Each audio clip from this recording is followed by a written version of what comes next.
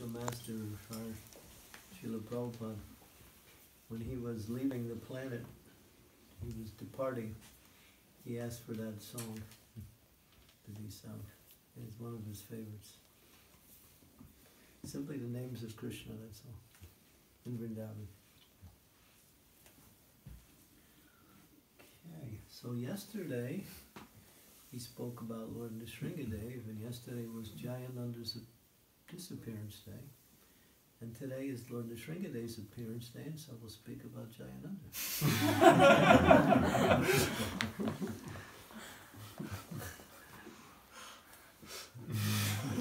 This is Croatia. Anything goes.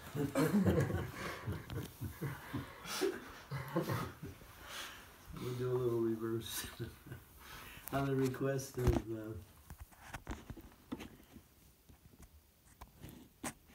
Aradhanam. Beautiful name. I don't know anybody else with that name. Such a nice name. That's in the Bhagavatam. When Sukadev Goswami was referring to Radharani, but not wanting to say her name because of the ecstasy that he would experience just by saying her name, he referred to that person who is Aradhanam, which means the one who is the best of all worshipable personalities. That's what it means. And it refers to a particular verse in the 10th canto. Nice name. I keep forgetting it though. I keep saying Radharani instead of Radhanam. It's the same thing.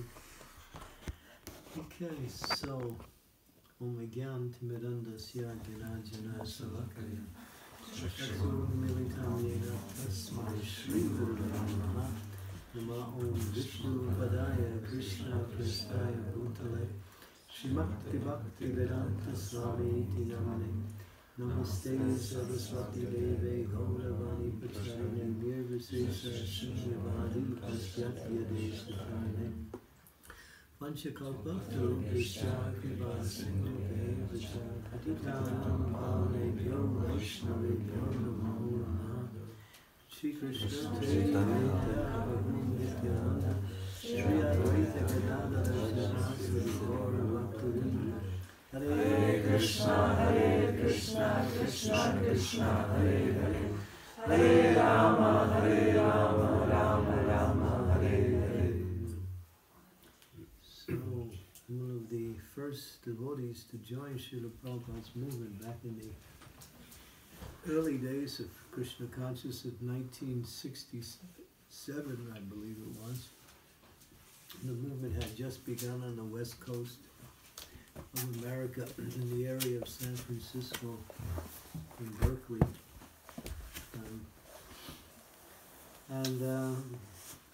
People were coming. But people who were coming to Prabhupada were hippies. Prabhupada, someone asked Prabhupada, what is a hippie? Prabhupada said, something very extraordinary. And then someone asked again, what is a hippie? Prabhupada said, you know better than I do. So that's who were coming to join the movement, people who are drug addicts, potheads, living on the streets, making sure they follow no rules. The life of no rules was the byword or the means by which this generation was living. Do your own thing, do something different, do something new. But there was one person who was out there, and his name was, let's see,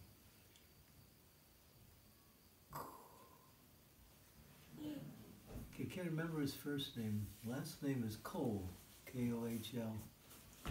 His name, I think it was John, maybe it was John, I'm not sure. Hare Krishna.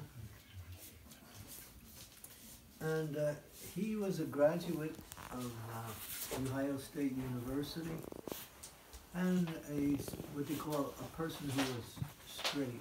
He wasn't a hippie, but he happened to come in during those times when Prabhupada was in Los Angeles, in Berkeley, California, and he came. And he was looking for some spiritual movement, and so he saw a sign one day, this yogi, bhakti yogi, he's coming to give lectures. So he decided to go. And when he heard Prabhupada speak, he was convinced this is what he was looking for. And immediately he started to search out, and we found what was the temple in those days was somebody's house. And we made sure that person turned their house into a temple. There was no temples. So we just found somebody's house that was big enough and turned it into a temple. That's where the temples in those days. So he came, and immediately he took to Krishna consciousness. And he was very enthusiastic to serve, very intelligent person, very sober by nature, but he took to Krishna consciousness. You might use the analogy like a fish takes to water. It was like he found what he was looking for in life, and he dove into it head first. Around that same time, Prabhupada had just finished Nectar of Devotion. He had turned Nectar of Devotion into a book, but Prabhupada didn't have the money to publish the book, and it cost. Prabhupada wanted to make a lot of copies, and so it was $5,000 and when Jayananda, he wasn't Jayananda at the time, when he heard about it, he had a savings of about $5,000, and he gave the whole thing to Prabhupada, everything. And then it was a problem also because the temple needed to pay rent, and devotees were not able to raise any money. In those days, we couldn't get money for anything. Try to sell a little incense on the street, and somebody give you 25 cents or 10 cents, maybe. And there was no congregation, or just a bunch of hippies living in a building, trying to follow Srila Prabhupada. No, money wasn't there at all. The only way we got money is when somebody joined and asked them if you got a bank account, and you donate your bank account. That's what happened to me. Fortunately, I was poor, so I didn't have much to give. And so they had to raise money. So Jayananda he got a job as a cab driver. And he would drive cabs all day, and then he would, at the end of the week, he would give his money, his whole check to the temple. He would live in the temple. He would come at night after he'd finished work, but for the whole day, he would just simply work and earn money, and then turn it all into Prabhupada. So he had no attachments for anything. He simply wanted to serve Prabhupada. He was so fascinated by Prabhupada. And Prabhupada could immediately recognize this person is very intelligent, and he's also very devotional. Prabhupada gave him Prabhupada used to speak to him quite often. But he was so shy he would never speak to Prabhupada. He would just listen to whatever Prabhupada was saying to him. But after some time, when Prabhupada would go out, and then he would travel, and he would come back to San Francisco area, Jayananda, he would be doing everything. He'd fix the cars, he'd take out the garbage, and he would clean the temple, he would do the cooking, and if there was nobody to do there wasn't any deities at that time, they just had pictures, So he would, clean the altar, he would do everything. And nobody used to see him go to sleep at night, and nobody ever saw him waking up, because he was the last one to sleep and the first one to get up. He was so enthusiastic to work. And then when Prabhupada would come to that temple, Prabhupada would ask, "Where's Jayananda?" And the devotees would say, "Oh, he's in the market purchasing vegetables, or he's out fixing the car, or he's out cleaning the temple." He would never come to Prabhupada's lectures because he thought he was feeling to serve the spiritual master is higher than trying to be with the spiritual master. So let me serve. So that was his mood. And Prabhupada acknowledged that. And he was a person, when he would go out and he would meet these people in the shops, and he would go to the Italian, vegetable markets and speak to the vegetable guys there. And they liked him so much, sometimes they give him free vegetables. Or sometimes they give it to him at half price, like that. And he became good friends with everybody. He was just very simple, very jolly, very friendly, very open. He liked people and people liked him. And a lot of times when he wanted to get things done, he would just look for someone and say, "You want to serve God? Come on." And one time he met one person on the street, and he brought him into the temple. And then the person stayed for a couple of days. And then they said to this person, would you like to meet the temple president? He said, well, if he's anything like the garbage man, yeah, he must be really great, because the garbage man is the best person I've known, and that was Jayananda. He would just take out the garbage. And sometimes he would become president when nobody else wanted it. But he never wanted the job. He always just wanted to serve. Just serve, serve, serve. That was his mood. And he was very friendly and open. And he would just look for people, because in those days there was always drug addicts running around and they had nothing to do, so he'd just bring them into the temple. There was one devotee, I met him later, and he was a good friend of mine. His name was Janakanath. He was in Columbus, Ohio. He had been using drugs for 30 days straight, and he hadn't taken a bath in 30 days either. So when he came into the temple, it changed the atmosphere of the temple a little bit. And immediately they threw him in the shower, scrubbed him down, so he could stay in the temple. And he told me that. He said, yeah, I was on drugs for 30 days, and we didn't think about anything, just drugs, that's all. So that was Jayananda. And he would turn, drug addict hippies into devotees, because they liked him. They didn't know much about the philosophy or anything. And he would just give them so much prasadam. Whatever prasadam he could get, he would always get a lot of the prasadam, and he would feed all the new people, and they would say, wow, this is far out, this is good stuff. What's in it, Was it, is there some LSD in there? It's really good, I feel high. But that was Jayananda. He would just give people prasadam. And he was always doing service. That was his mood.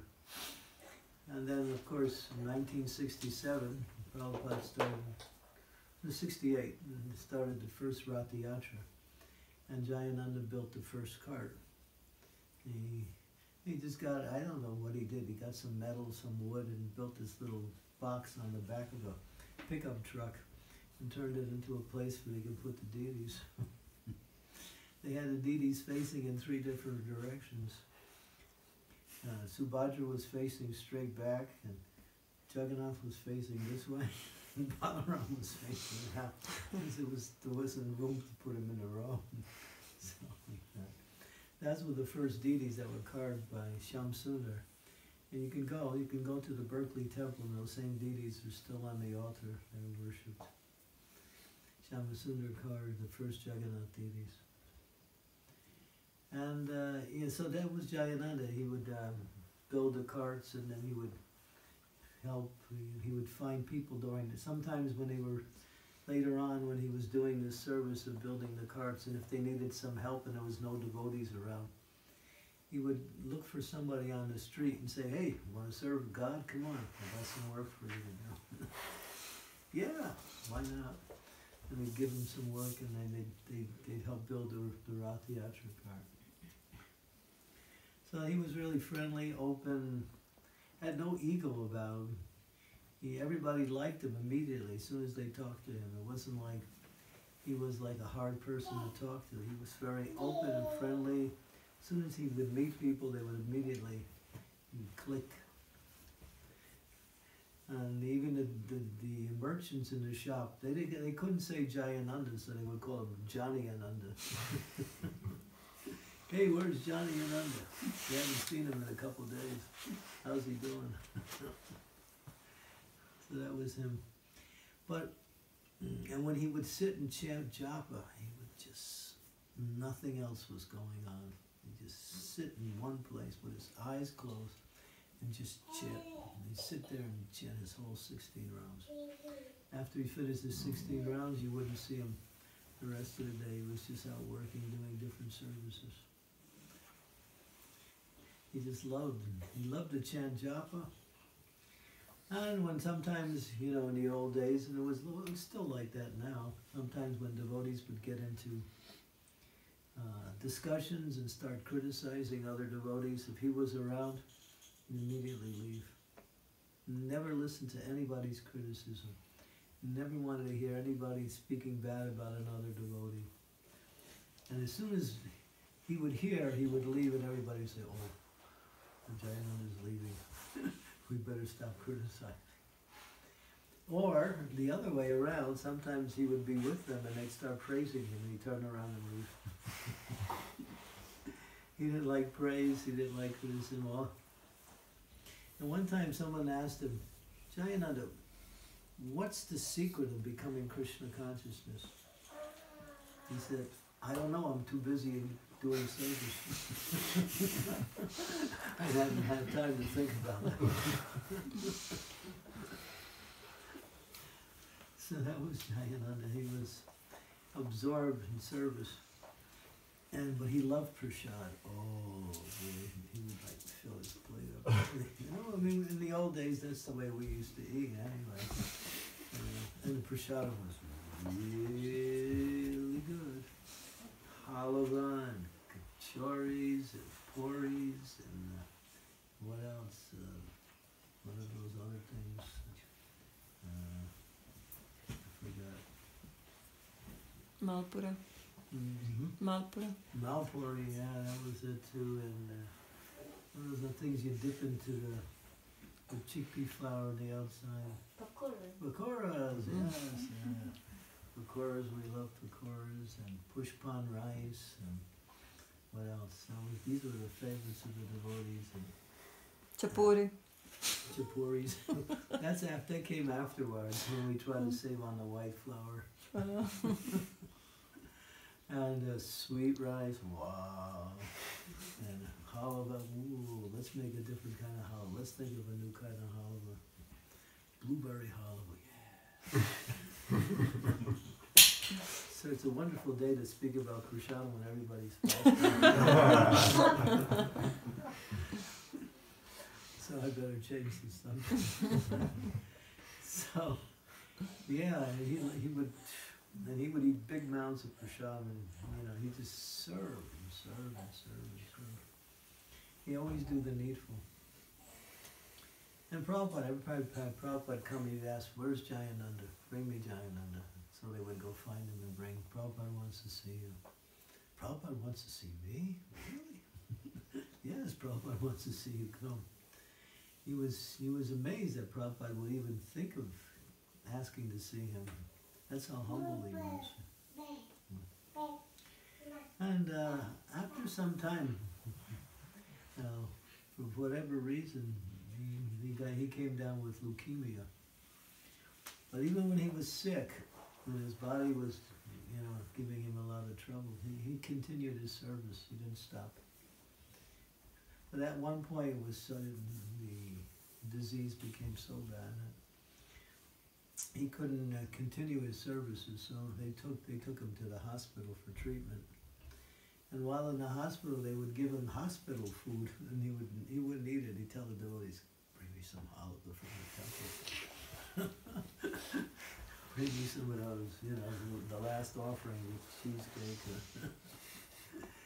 And devotees would sneak in the prasadam because the hospitals wouldn't allow food to come in. They'd sneak it in. And but he was such an amazing devotee. There's one book, it's called The Life of Jayananda. It was written by one devotee in New Vrindavan. It's a beautiful account of many of the stories and different interactions that he had with different devotees. But it was mostly Rath Yatra. In 1976, Prabhupada told some of his leading organizers, "I want to do Rath Yatra in New York City. New York City is the most important city in the world, and I want to go down, not only in New York City, I want to go down the most important street in New York City, Fifth Avenue. So get it." Told the devotees, "You get it." And so it wasn't easy. They had to keep seeing different important people, and they were getting rejected, and they were getting put off, and they just kept trying. Finally, they got approval by one person who could give the approval, and Prabhupada was so happy. Rath Yatra and Fifth Avenue, wow, the biggest street in New York, and the most popular city in the world. And Prabhupada felt like he was a king who had just conquered the world. Jagannath's going to go down, and the people all around the world will see Jagannath. So when devotees were building the carts, because we had to build the carts every year from scratch, and Jayananda was always in charge of organizing it. So he would get the devotees together, but we couldn't find a place to build the carts. Couldn't find any place in New York where we could just lay out all the material and build these big carts. And then somehow somebody contacted Donald Trump. And they asked him, "Can we use some of your property?" He said, "Yeah." That's why he became president. He did that service. Because there was no place. We had tried everywhere. And the way New York is situated, it's all commercial. So we had some commercial property that was his, and he gave it to us, which was right near the Hudson River. So devotees had all the room they needed. They brought all the materials in, the metals, the wood, the canopies, and everything else. And they started working the day before the Rath Yatra. And by 6 o'clock that evening, they had finished the 3 carts. 3 big carts, huge carts, the regular sized Jagannath carts. And so everyone was feeling, okay, we're finished. And then everyone took rest. But 10 o'clock that night, a strong wind came off the Hudson River and knocked over Balaram's cart and smashed the cart. The whole cart was destroyed. It just fell right over with the power of the wind. And Jayananda was sleeping on the site. So when he realized what happened, he got up and he realized we got to rebuild this cart before the next morning, because the next morning was, I think it was 8 o'clock, they had to have that Rath Yatra ready to go. So he woke up the devotees and he organized everybody, got everybody inspired. Let's build the cart. And they found all of this material that they had thrown away that they felt was extra. And they gathered all that metal and wood and other things. And it's a beautiful story. It's actually written in one particular article. How they worked the whole night. And just about an hour before the Rath Yatra was about to start, they had finished Balaram's cart.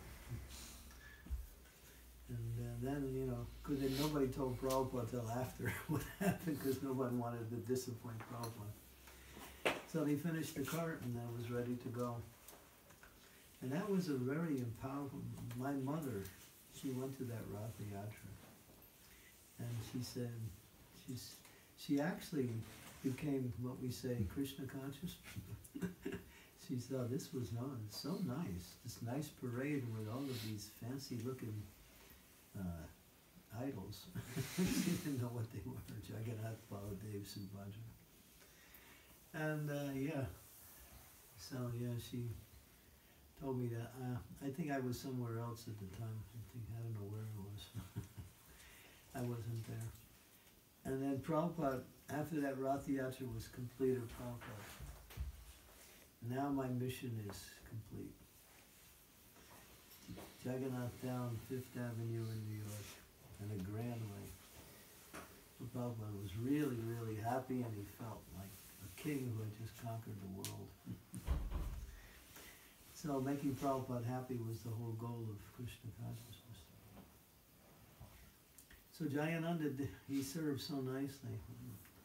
And of course, May 1st, 1977, which wasn't long after, just the same year that Prabhupada left, that was Jayananda passed away he died of leukemia, but he was staying at the Philadelphia, Pennsylvania temple there, and he was at the temple at the time. And he was in his room, and he left his body just when they blew the conch shell for the starting of Mangal Arti. Amazing. As soon as they blew that conch shell, it was timed. He left his body right at that same time. That's auspicious. The most auspicious Arti during the day is called Mangala. Mangala means auspicious. And so Krishna wanted to show how wonderful, how great this person is, gave him his special designation. And Prabhupada did something he never did before. He never gave any importance or any particular day for disappearance of his devotees. And many devotees had left the world during the time when Prabhupada was there. Not so many, but some. But when Jayananda left, Prabhupada said, we should celebrate his disappearance day every year just before just before Nrsingadev's appearance day. He said, we do that every year, and every Rath Yatra we do around the world, you take his picture and you put it on the Rath cart. So every year they put it on Subhadra's cart, which is the same cart that Prabhupada sits on. Because when Prabhupada used to go for Rath Yatra, he would always sit on Subhadra's cart. So he got that, and you'll see even today we put his picture on, even in Rijeka. Put his picture there. So that was glorious. He was he served so nicely. And then Prabhupada actually wrote letters later. He said,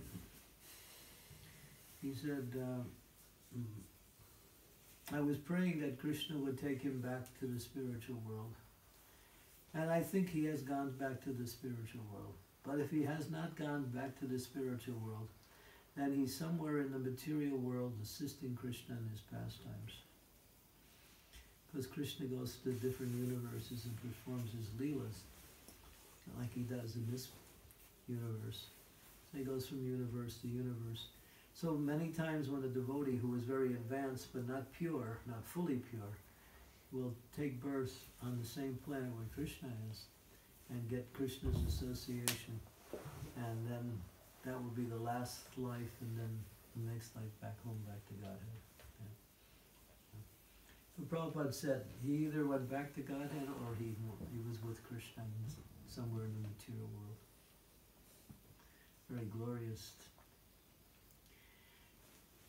Now I had a particular view. This is an interesting story. I was fortunate in being connected to this story. I had a disciple. It was the first disciple I ever made. And I had joined in Denver, Colorado in the year 2000. In 1972, I joined the Hare Krishna movement. And I got initiated in 73 in Vrindavan. I met the devotees in Denver, Colorado in 1972. So after I had the opportunity to take the position of initiating spiritual master, The first initiation I ever gave was in the same city I joined, which was Denver, Colorado. And there was one girl there, her name was Shanti. She was a hippie. And so I gave her the name Kalindi. She was my first disciple. And then not long after that, so maybe, I don't know, maybe it was about 10 or 15 years after, she had a work occupation. She was a hospice nurse. That means she would take care of people who were dying in these different, homes. So one day, one lady came in, and she was taking care of this lady, and this lady noticed that she had neck beads on. And she said, "Are you a Hare Krishna?" And Kalindi said, "Yeah." She said, "My son was a Hare Krishna." "Oh, and who was your son?" His name was Jayananda. Amazing. So Jayananda's mother got treated by a devotee in her last few days on this earth. Krishna arranged for his mother to get special mercy by getting a devotee to take care of her. And, they talked about Krishna consciousness, and because Kalindi had heard about Jayananda, she never met her, and she learned more from his mother, and his mother learned from Kalindi a little bit more about Krishna consciousness, so they became good friends. So after she left the body, and then they had the funeral at a different place, and they added the brother and sister of Jayananda, who were still there. They asked Kalindi to come and speak. So she came, and she spoke all about Jayananda, about Hare Krishna, and how fortunate she was, and how amazing Krishna is that here's a lady who was just the mother of a great devotee, and she got special care during the last few days of her stay on earth by getting treated by a devotee. Krishna arranged that. Amazing, huh? And she wrote it up. In fact, I was just looking at Dandavats.com about 2 weeks ago, and that whole article was posted on Dandavats just 2 weeks ago. I never saw it until just 2 weeks ago. If you go on Dandavats, you can find it. It's there, the whole, what happened, what Kalindi said at the funeral, everything is printed there. Really nice. It was a nice article done. Really glorifying how merciful, kind Krishna is. How he arranged that. Yeah, so that was Jayananda's mother.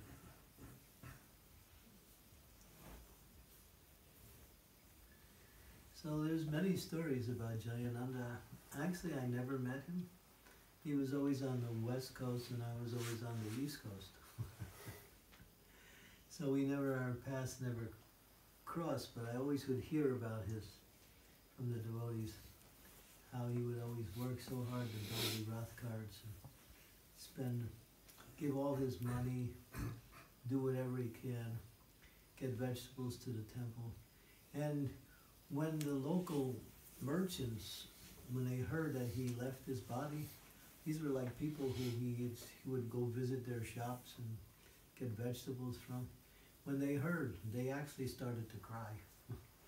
They were not even devotees, but he entered their hearts in such a way that he really made them feel like important. He made everybody feel important, no matter who they were.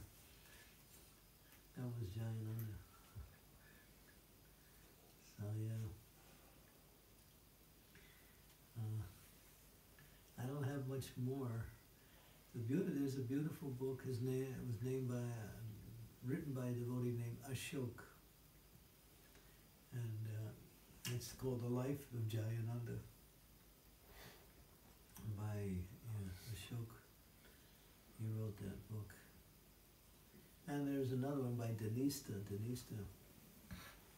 She also wrote, I'm not sure if it's published or not, but really extensively about the life of Jayananda.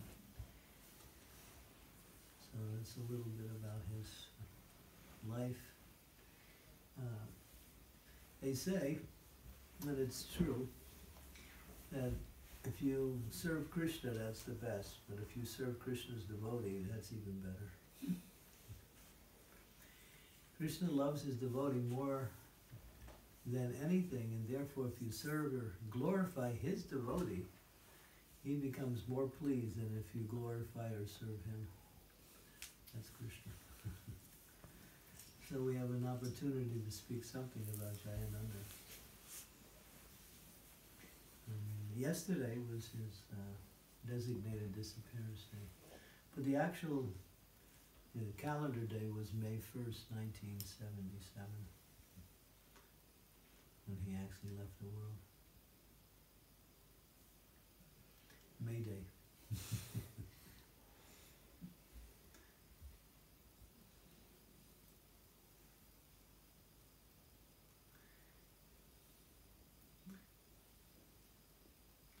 Krishna says, one who says he's my devotee is not my devotee.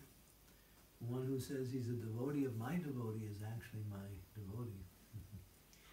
To get the mercy of Krishna, we need to serve the devotees.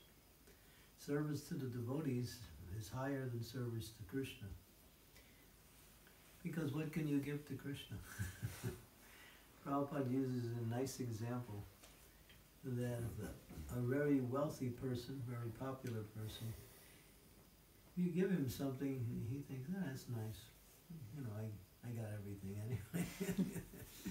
Whatever you give me, I can buy. Okay.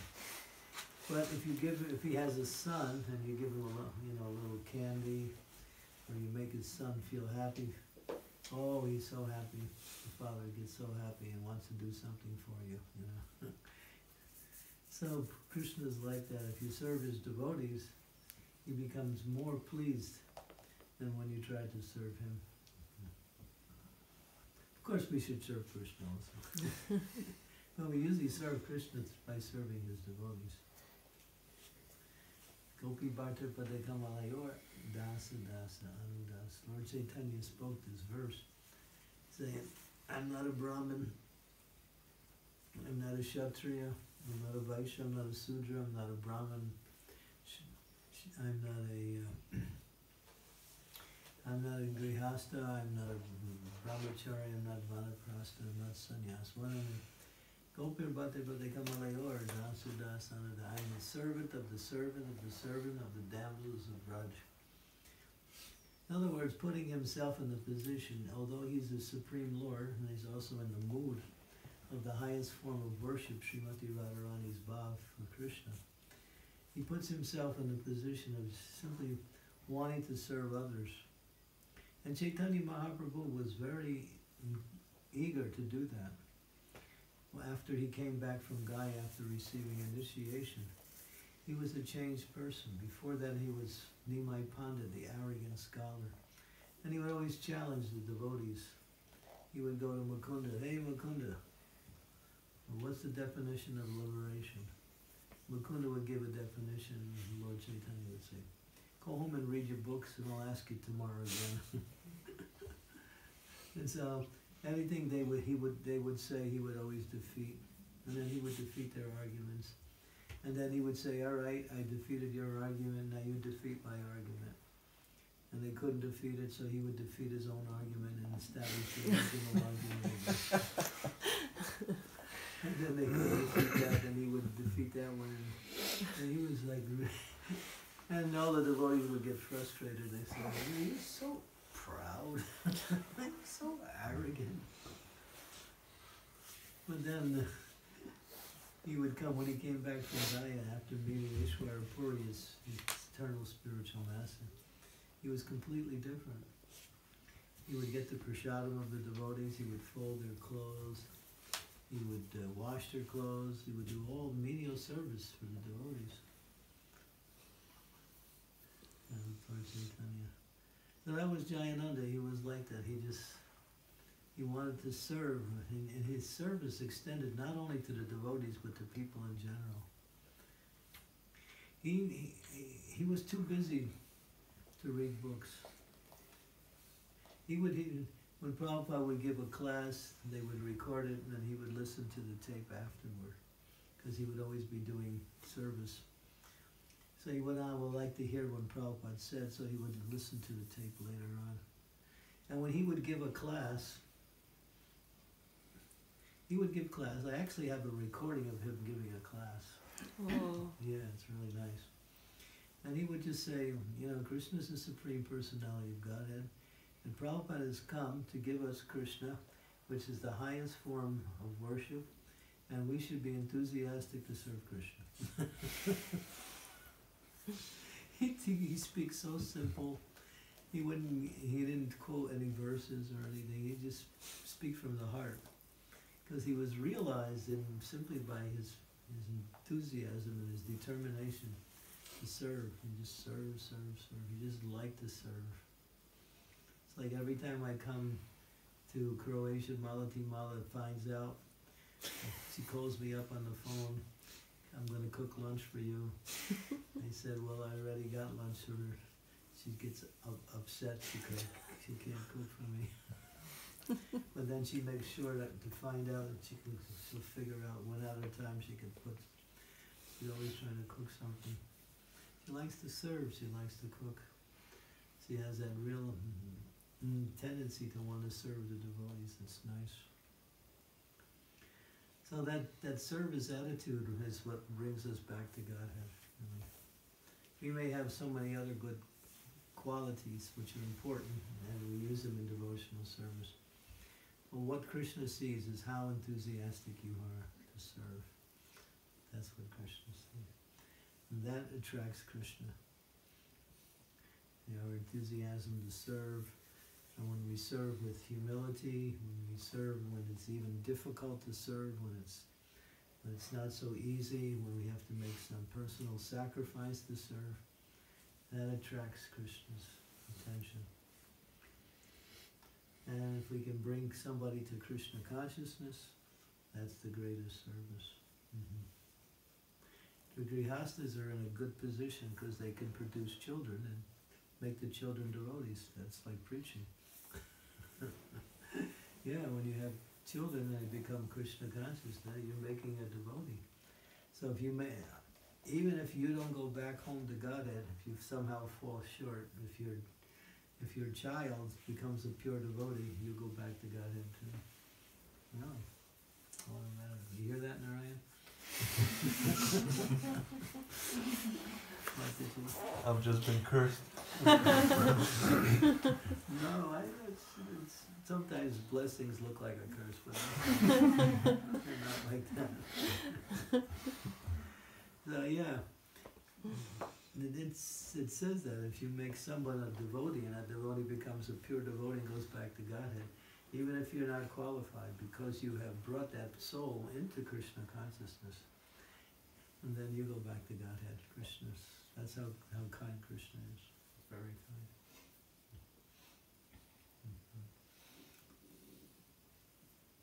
But we should try to become pure too. And not think, well, I'll just let the kids become pure now. And that's a curse then.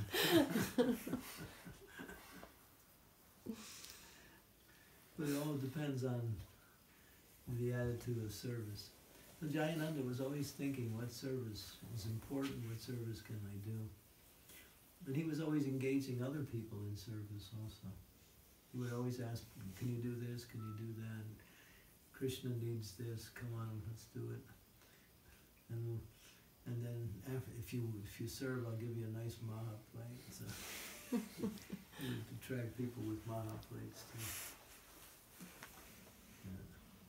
Even the two drunks he engaged. Yeah, you heard about that story. The two drunks. You told. That was Sridevi yesterday.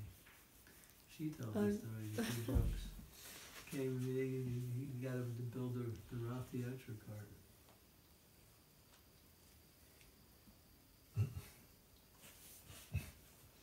Sometimes he'd be underneath a car, fixing a car, and he'd be telling people how to serve when they were like on the top.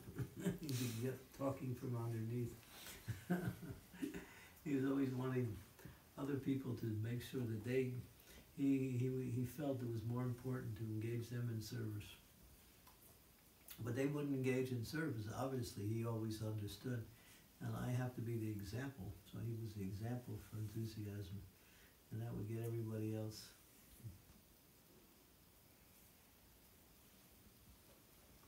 That was Jayananda.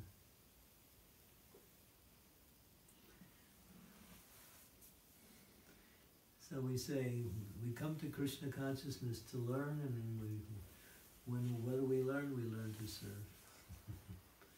That is the highest.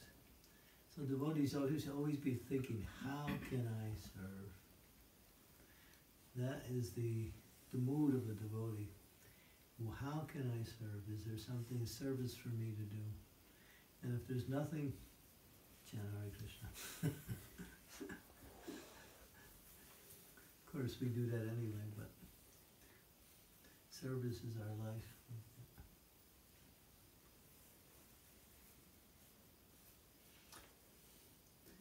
Okay, anybody would like to ask a question or make a comment? Malati. Maybe this is not appropriate, but all the time when you are speaking about Jayananda Prabhu, in my mind was also, I always remember Janakinath Prabhu, your disciple. Yeah. And another one here, he's just like Jayananda, yeah. Yeah, maybe you can say something about him also. Well, we're writing a book now on Janakinath's life, but another book was already completed. His personal friend and his mentor, Sutapa from the Bhaktivedanta Manor, has just finished a book on. I just read it 2 days ago, and it's beautiful, so beautiful. The life of about 90 some pages on the life of Janakinath, really sweet. But I started doing one, and we're working with other devotees to put together like eulogies given by devotees, pictures, and different events of the life of Janakinath. So if you have anything, anybody had any association with him, write it down and send it along, even if it's 1 or 2 lines, we'll use it. And he was quite amazing, Janakinath. He was non-envious.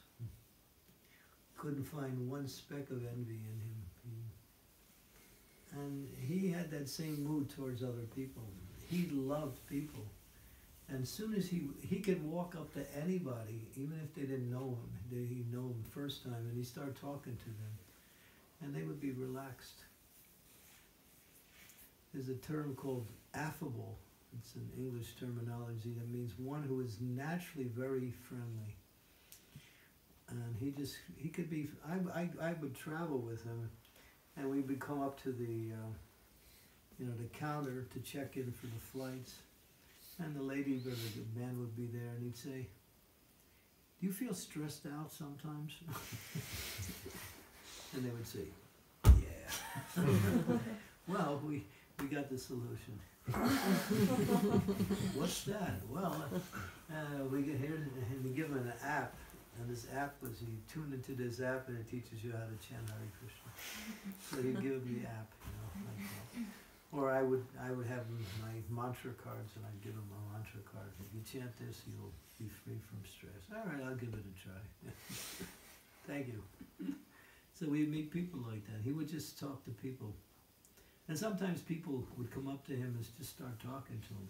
They'd say, "I don't know, I just feel like I should talk to you." He was so open, so egoless, so free from any pride or pretension, and always enthusiastic like that. And that was Janakinath. He got in Bhaktivedanta manner many of the doctors actually who cured him. I think was a big program with them.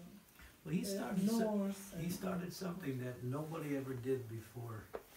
When he got cancer in the beginning of 2017 in January, and so he had to start going for observation. So they decided that he needed an operation. So while he was in the hospital, even after he got, before now, he would just go and walk around to the different beds and give them a book and start talking about Krishna. And after he had to come back, he had about 3 or 4 operations. So he started making really good friends with the doctors, the nurses, the assistants, and some of the patients. So what he did was he organized a retreat at Bhaktivedanta Manor. And it was a cancer patient retreat. He got all these people who were, some of them were terminal cancer victims. And he brought them, and it was the first one. We have it on film, actually. It's a beautiful film. He was, we were taking them to different, we were giving them yoga lessons, we were doing japa walks, and coming to classes, and just playing games with them. And so 35 people came the first time, doctors, nurses, and patients. And then he started to really develop that. And I think he did 2 or 3 retreats, actually, just from people he met in the hospitals. He was just a simple brahmachari. How old? He left his body at 36. And joined? He joined on, let's see.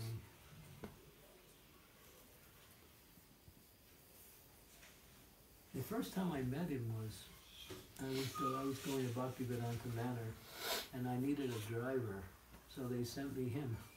And he came in his van and he was driving me around, so then we became friends. And then after a while he wanted to, make it more serious. So I told him, I said, he was visiting the manor, I said, you should join the brahmachari ashram. And he didn't like that idea.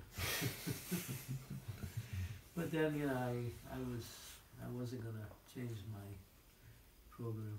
I pushed him. And he said, all right. I said, just try it for 2 years. After 2 years, if you want to leave, you can leave. So he tried it, and after a year, he decided this is what I want. And he stayed and became a brahmachari. And so he left last year, July 17th. And so he was 36. His birthday was just a few days ago. Birthday was May 11th. We had a little honorary program for his birthday. And I can't remember, I think 2009 was the first time I met him, because he got initiated in 2010.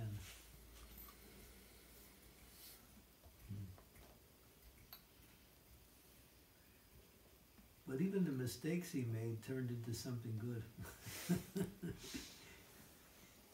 It was like one time I was traveling in America, and I was in one city, Detroit. We had to go to Hartford, Connecticut the next day. So he was arranging for the flights and everything. So I said to Janakinath, what time is our flight tomorrow morning? He said 9:11, 11 minutes after 9. And they don't make flights on the odd numbers. They always make it on the, it's like 9:05, 9:10. He said 9:11.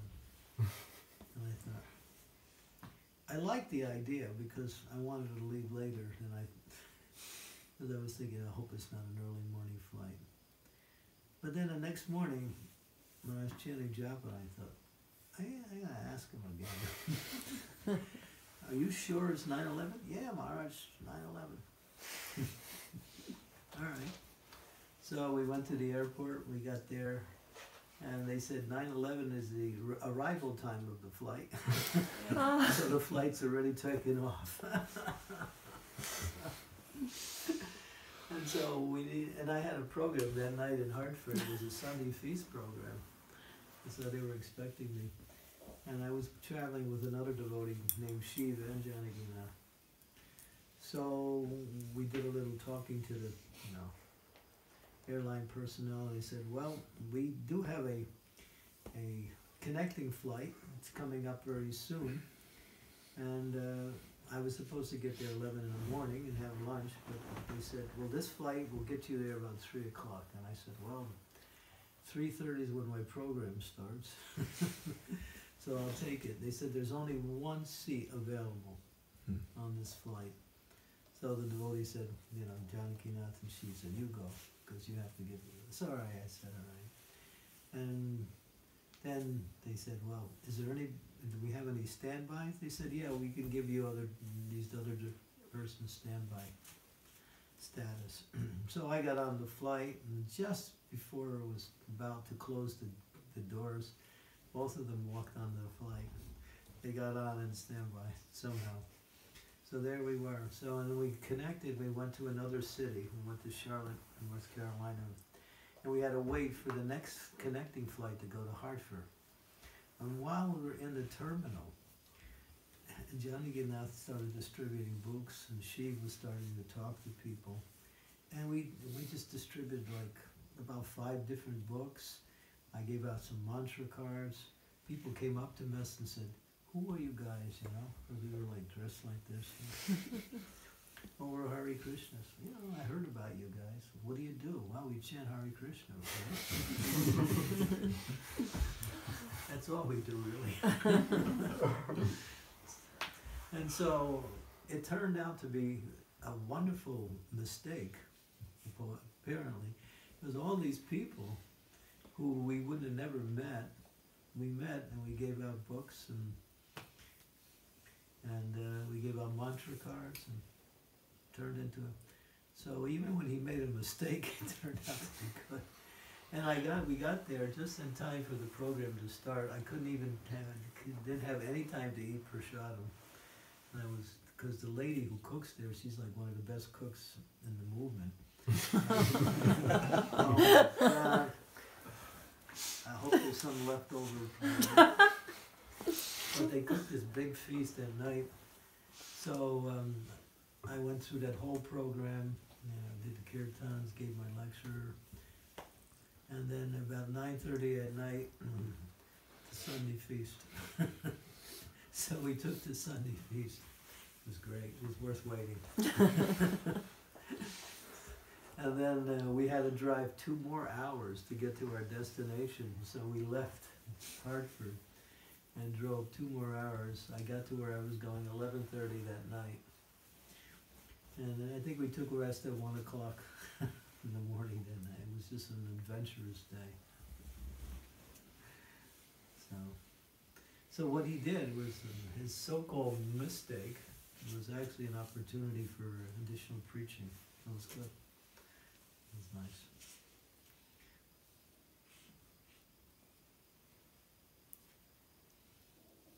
There's many other stories in the books you'll read about him. But his main thing was people. He changed so many people's hearts to devotional service.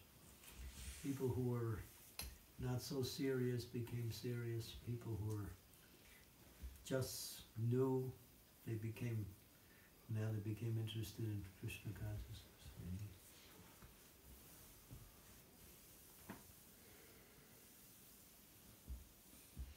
And he brought his whole family into Krishna consciousness. Because of him, they all became interested. And it's a Gujarati family, so there's like, when the family they have a family reunion, it's like more than 100 people come. They're all family members. His father has 5 brothers, and they're all married with kids. And they have their kids too. So huge family. Now they all know that we have a family member who was a wonderful devotee of God. So now every time I go to London, they invite me to come to the house for Prashad Maharaj. And they always, and they're becoming more and more Krishna conscious now too. His cousin, she's aspiring for initiation now because of him. Yeah.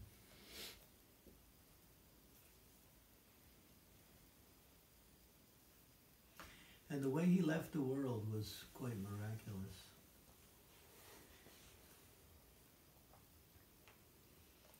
He was undergoing a lot of chemotherapy, and it was killing him. He actually lost his voice because of it. But still, he continued to go on, and he was going on and on and on. And even though he couldn't speak, he was still trying to speak. And then in the last, about a day before he left, they decided to give him a blood transfusion and see if that would work. He had cancer in the colon, and then they got most of it out. They gave him chemo, and then it spread to the liver, and they had to take out part of his liver, and still it was there. They gave him more chemo. Then it went to the lungs. They had another operation. He had 3 operations, and finally the doctor said, "We can't do anything. It's keeps spreading." So somebody came up with this bad idea, which I still think it's a bad idea. They wanted to give him a blood transfusion. And so the doctors agreed with it. I wasn't around at the time, but when I heard about it later, I knew it was the wrong thing to do.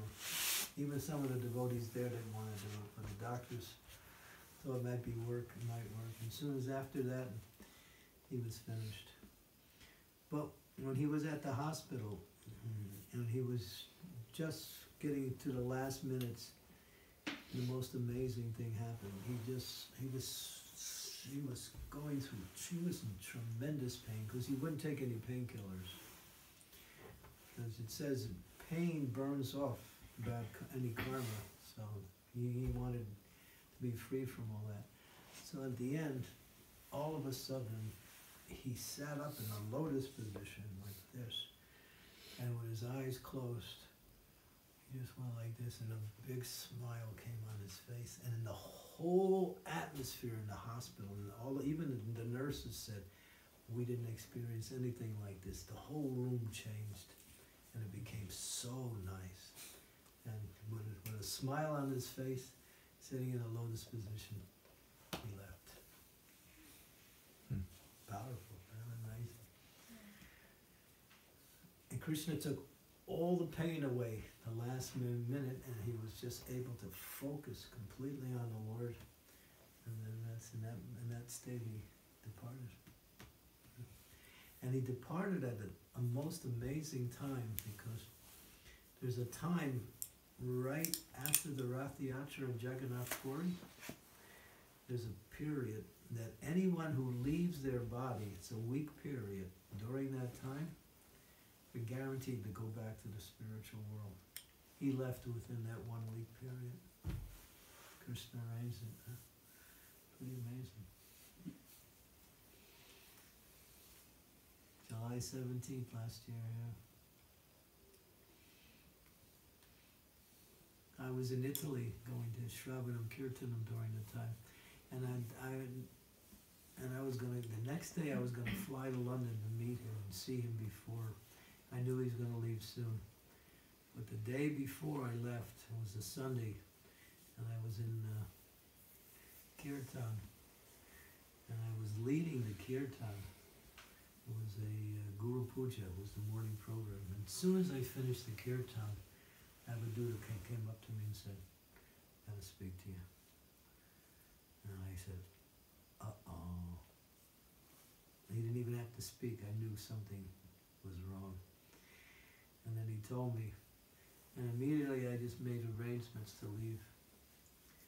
But I couldn't get out. I couldn't get out that day. I tried my best to leave on Sunday, couldn't get out. But the devotee said, "That's okay, the funeral's on Monday. If you can get here by Monday." And I I got there Monday, but they had changed it to Tuesday. And you should see the kirtan. His funeral, we had kirtans at the funeral.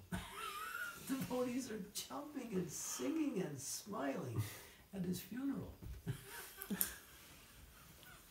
It was like the most joyous experience. Everybody felt, wow, success. It's on video. And we went to the crematorium. You know, crematoriums are like, oh my God, now, get me out of here.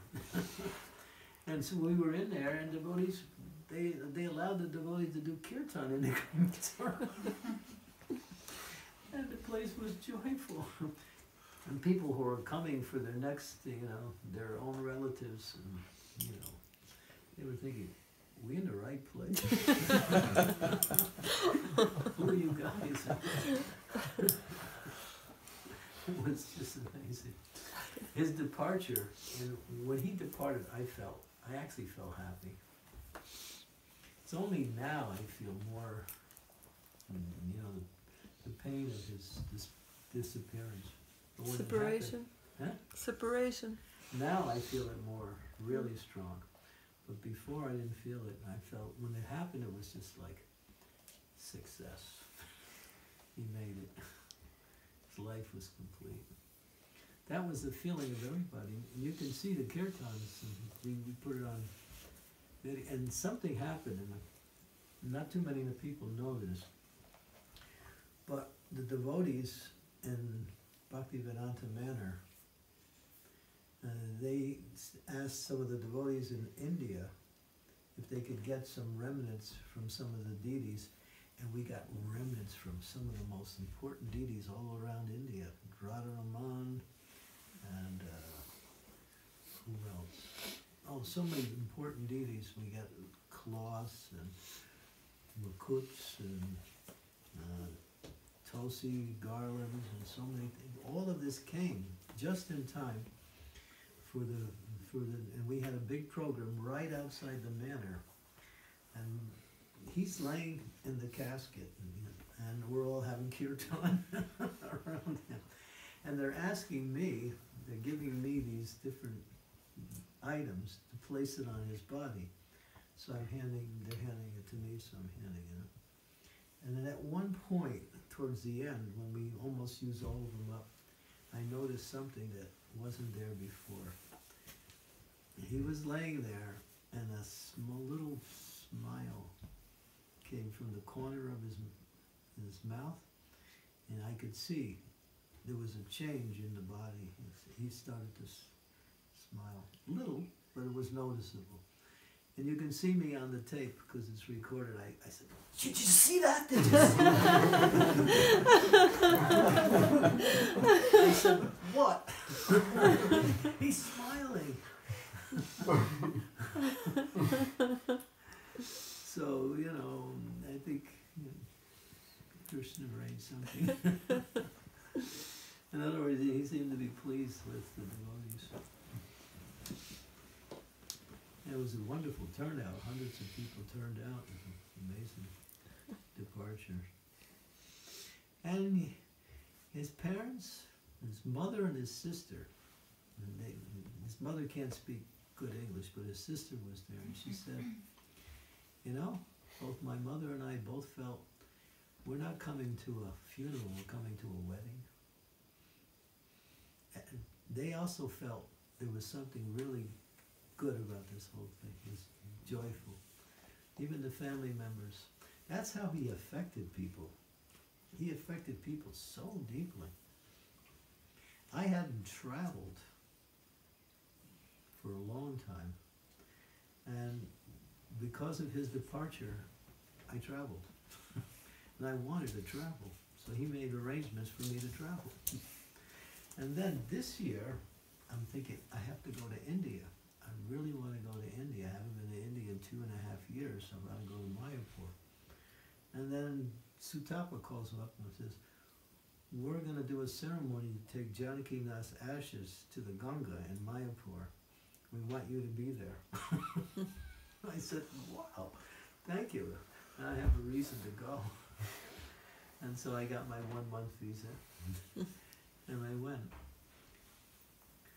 And so he has a way of affecting people even now, even though he's like gone. In such a powerful way. And his best friend, Shruti Dharma, I know, maybe you know Shruti, he was the temple president. They were both great devotees. Shruti Dharma was another amazing personality. Very, very deep in Krishna consciousness, selfless service. Both of them became close friends when they were working together and serving together. And when we had that ashes, that immersion of the ashes, they did it together, both of them together. Shruti Dharma's ashes and his ashes were done in one ceremony, and Shiva Ram Maharaj came to do, because that's his disciple, Shruti Dharma. It was amazing that these two friends who lived really close together, the final part of the ceremony of their disappearance, the immersion of the ashes in the Ganga, happened together. It was really amazing how Krishna orchestrates these things. It's so wonderful. Anyway, that's a little about Janaki. There's much more.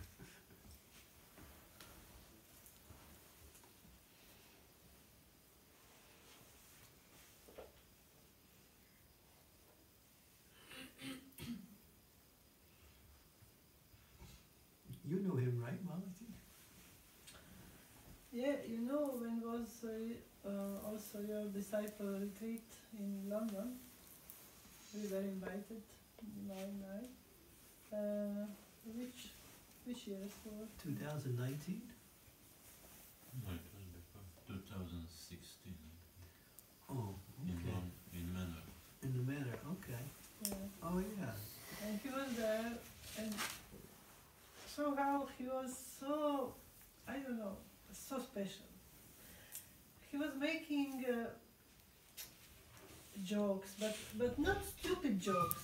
These jokes was so, you know, just a person who can make you happy. Without anything, just make you happy. And I don't know him a long time, but that time, these few days when we were there, was amazing. He was, he entered in my heart and stayed there till now. I mean, I always remember him, and when he went through all these pains and everything. Yeah, he was also a magician, and he would do magic tricks. And he would go out on Sankirtan and do a magic trick for somebody. And they would buy a book. He was a good magician. And of course you never asked the magician the secrets, so I never asked him his secrets. But he wouldn't tell me anyway. I asked him. But he was good. He was really good at it. Yeah, he was good. He'd take ordinary pieces of paper and turn it into, like pound notes right in front of your eyes. How did you do that? And he was good. He was a real magician. And when he would give classes, he would not just speak and everyone would listen. He would bring the whole class into the talk. He'd ask people questions based on the subject that he was talking on, and then he would get them, and he'd ask. They give answers, and he'd ask more questions, and all his classes were interactive. Everything was interactive. He included everybody in the class, and that's how he preached, and it was really good. People liked that.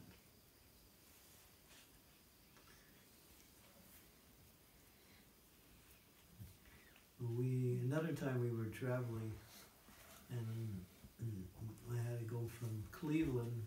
We were together in Cleveland. We had to go to Boston for Rath Yatra in Boston. So we left early in the morning, Got there just in time for the Rath Yatra to start. They said, Maharaj, can you lead the kirtan? So, okay. Just got off the plane. So I came and I led the kirtan. It was about 2 hours through the park. And then after the kirtan, there was a Sunday, so they had Sunday feast lecture. So they had me scheduled for the Sunday feast lecture. I was thinking, I'm finished. After traveling on the plane, doing 2 hours of kirtan, I hadn't had any prasadam yet. And then they wanted me to do the lecture. I said, Janakinath, you're doing the lecture. He said, no. I said, yes, you are. I said, either you do it or there's no lecture. And so somehow he surrendered. So then, and he had never done any preaching before then. This was right at the beginning. So when he went in there to start the lecture, it was a full temple room. It was, 80, 90 people sitting there. So I decided to listen. So I came by the door so nobody could see me, and I just and he had people laughing the whole class. I was just laughing. And at the end, the temple president, he was there, and he also came out. He said, wow, who is that? That was a great lecture. I said, yeah. Yeah, I know I know him a little bit. He never wanted to stop serving. He became my personal assistant, and he was good at doing things. Of course, he would forget things too, but he was good. Whatever he did was good. But I could see this wasn't his destiny in life. He was meant to be a preacher. So I was pushing him and arranging for him to do it. Finally, he got the message, and he started to become more and more active in preaching. And then his whole life was preaching. He was just he arranged programs, arranged new programs. He was always thinking of how to do something different, do something new for preaching. So then he became really famous in the Brahmi Chariyarsi is one of the best preachers there. But he was always so humble. He would never, present himself as being advanced or anything like that.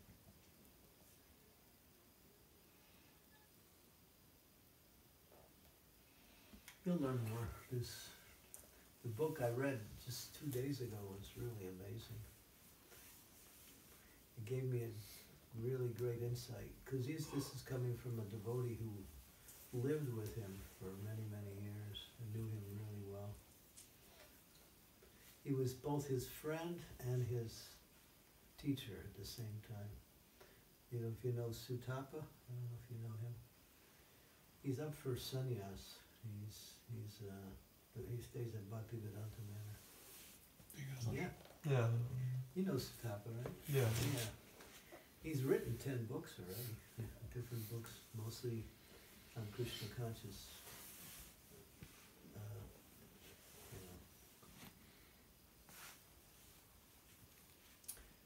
So yeah, he wrote the book on Janakinath.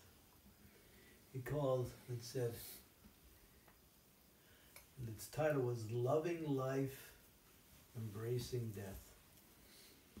He accepted death just as anyone else would accept anything ordinary. He was never afraid of death. He knew death was a part. Of course, he fought his best to stay alive, but the cancer was just too much.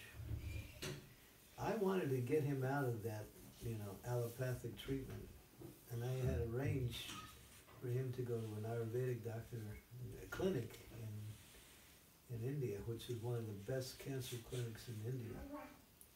But he wouldn't leave London because that's where his service was. He wanted to stay and do his service. He didn't want to go and spend time just for his treatment. He felt I could get my treatment in London and I can also do my service. So yeah, so he rejected the idea of going just for treatment.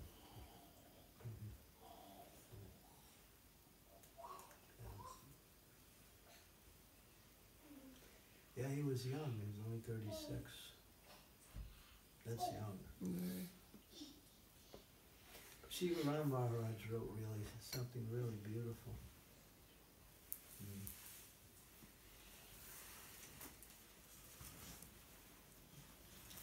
I'll read it to you. I think I have to stop this in order to read it. It's on my phone here. This is what Shiva Ram Maharaj's disciple Radha Damodar. You know Radha Damodar? He took care of Janakinath, and then he wrote to Shiva Ram Maharaj after. Let's see if I can find it here. Do I have internet here? I don't know. I don't think I need internet. Let's see.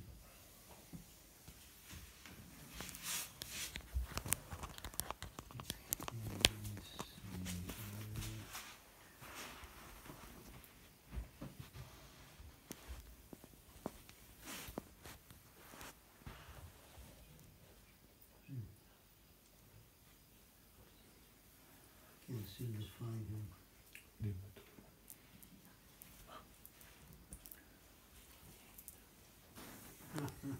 You need a connection?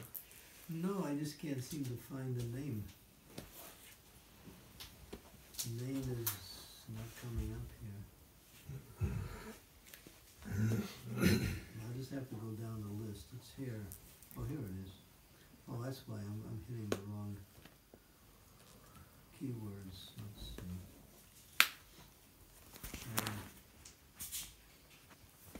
Here's a picture of me and Janakinath together. Oh. That's Janakinath. What's that? They call him the smiling monk. There's another guy next to him. We're out going to see one other kind of. Just for the record, Maharaj. Here's this one.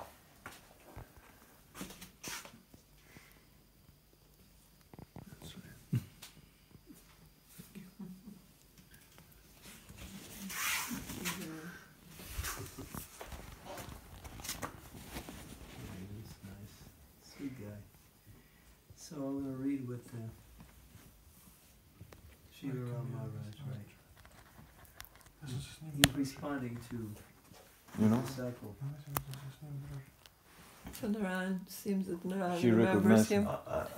Like there might be another devotee that looks just like him, but I think I was taking regular association with it. Oh yeah, you probably have him. I think he's the one that arranged for you to do the service for me. When I was in London, I needed somebody to assist, and Ryan came. I was living outside. And Janakinath couldn't do the service at the time, so he was arranging different people. That most likely. Could be. This is Shiva Ram Maharaj. Thank you for that. It was a pleasure to read. I didn't know him, but recognized his face. You can trust your feelings of the final event. Krishna comes for his devotee, no doubt. I am envious of him. Obviously, he had limited karma to work off, and his service for Prabhupada was completed. Although devotees never think like that. Thank you for writing. Always stay in the service of pure devotees, and that way you'll be protected in spiritual life. That was Shiva Ram. He said, I am envious of him. He went back to God. Pretty good, huh? Obviously, you had limited karma to work off in the service. So, yeah. Ron, you want to see again? I mean, that's the guy. That's the guy. That can't be anyone else. And what year was that? I was 16? 2017. Yeah. Yes.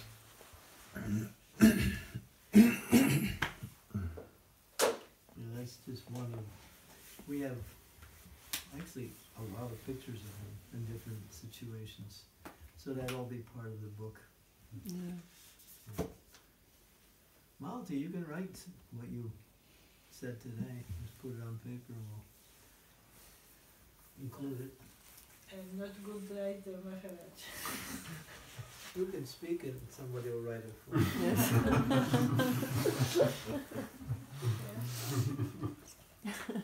Yeah, really. He was really special.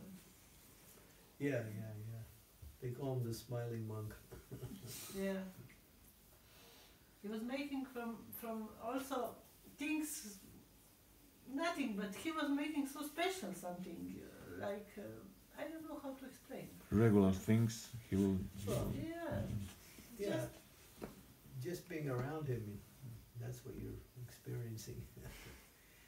Yeah, when he come into the room and things would change. Janakina's here. Yeah, but really. Yes. Yeah. Yeah. He came in the bus. We were in the bus, many devotees, because we want to go to Harinam in London. And he came on the door, entered the bus, and let's say, big smile. Hare Krishna, everyone! How are you? And I mean, he was so special. He never had any negativity. He was always positive. And he liked adventure. If something was difficult, he wanted to try it.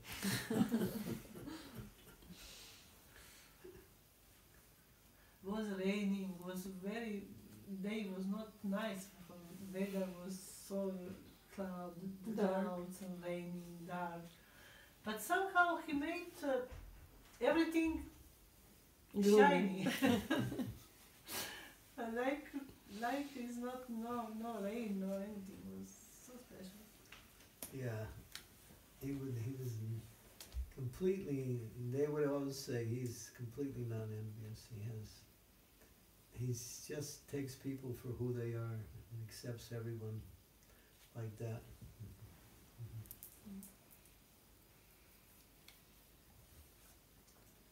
I'm really happy to have a little association with him Yeah, during his life. I feel really fortunate also. More so now than before.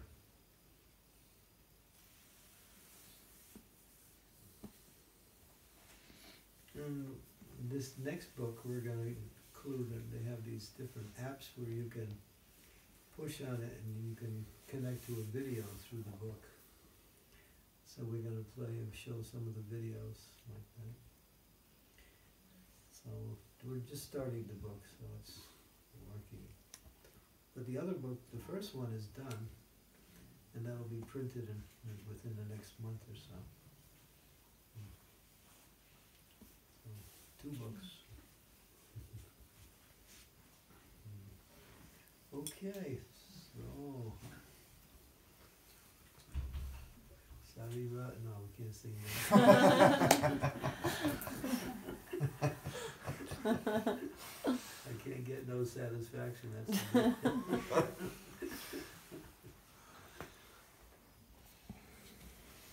Maharaj, but the interesting thing is that, like, there are these rare personalities as this Prabhu and Jayananda, and you can see that they don't stay long in this material world. it's true. Like, they're special. You notice immediately. Everybody notices that they are different, but they never stay long.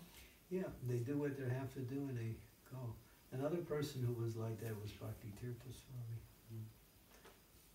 When he would come into the room, everything would go, it was like all the energy went on Bhakti Tirtha Swami. He was another person. And he didn't stay long. Yeah. He said, "What happened? My astrologer said I was going to live to 85, and now..."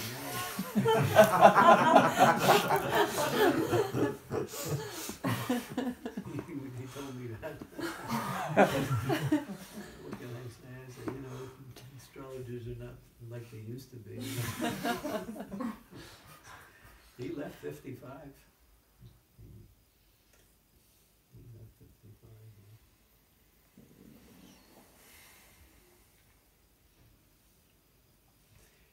I have a god sister. She had a little girl, and the girl was always in danger of getting killed. She would do all. Her mother or somebody would save her always at the last minute. Finally, on Janmashtami Day in Detroit, they had a pool there, one of these pools, and somehow she wandered away from everything. She fell in the pool. 3 years old she was. And her mother's convinced, and other people are convinced, this girl had just a little bit of karma left. And so sometimes someone comes in the world and they have just a tiny bit of karma. And then they just have to go through a little bit period of life, finish it up, and then they're back to the spiritual world. There are souls like that. Some little tinge of material karma that has to be finished off.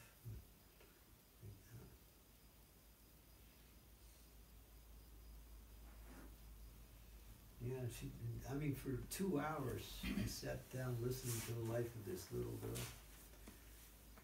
How they saved her so many times from death. But then that one time,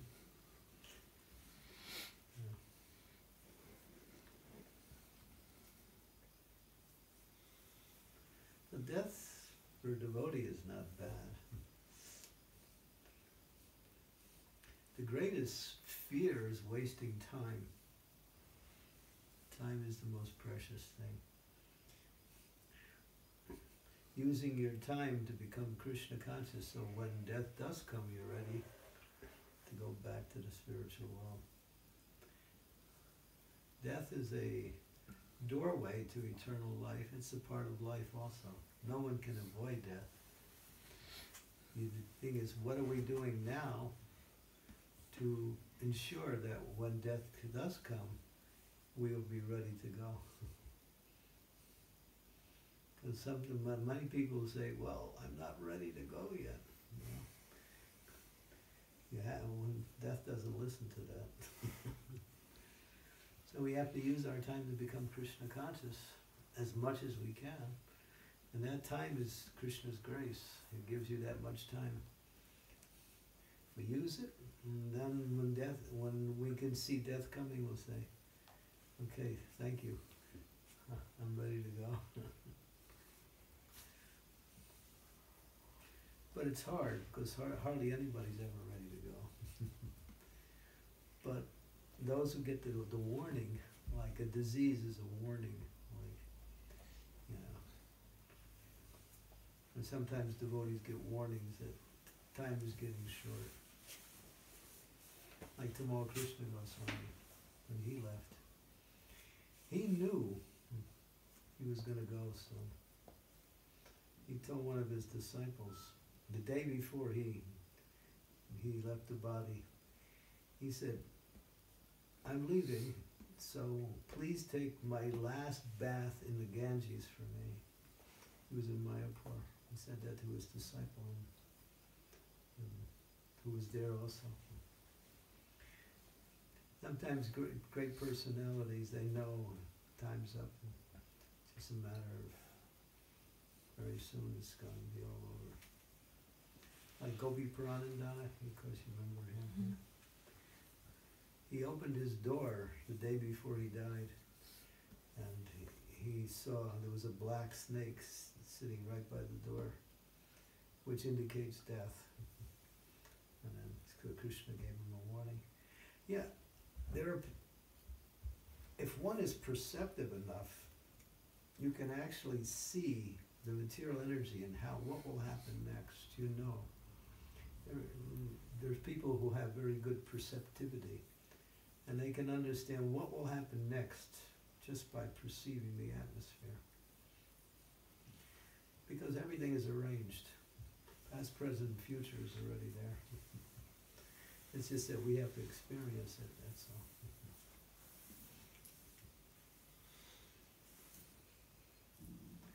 So don't waste time. Time is the most precious thing. They say if you lose your money, no, that's not the right. They say money is valuable, but time is precious.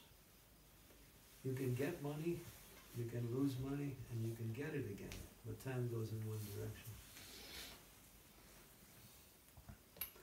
So time is the most important thing. How much time? We never know. And Bhakti Tirtha Swami, just before he left, he wrote that book, Died Before Dying. This was the beggar number 4. It's a really amazing book. Before we leave, we have to die to all of the attachments in this world, whatever attachments are there. And that's the time period. The time period is to somehow or other remove all these things that are keeping us in this material world. At least remove the attachment of it. And when death comes, then it becomes natural. If the death is late, if the death is late, I suppose. He's always on time. No, I mean in a late age. Yeah. That would be natural. Yeah. But sometimes comes very early in our lifetime. It's always too early. It's just the way it is.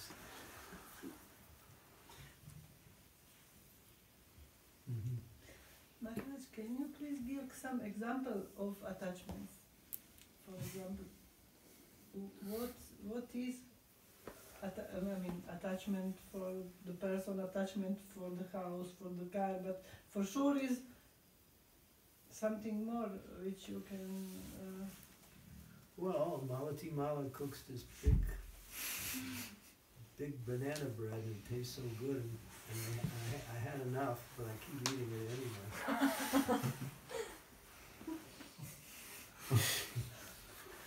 Jasmine to the banana bread. Is that okay? Yeah, but if his attachment for prasadam is not so bad, or? Well, attachment per shadam is spiritual, but too much it's not spiritual. You have to know when to stop. I mean, even if you eat more, it doesn't matter. If you do it every day, then it's a problem. Once in a while. Yeah, Prabhupada said Prabhupada is spiritual. He encouraged the devotee who came in the beginning to eat more and more and more and more. Yeah. Until they're like a duck, walking like a duck. I used to say that. When you waddle like a duck, and then that means you had enough.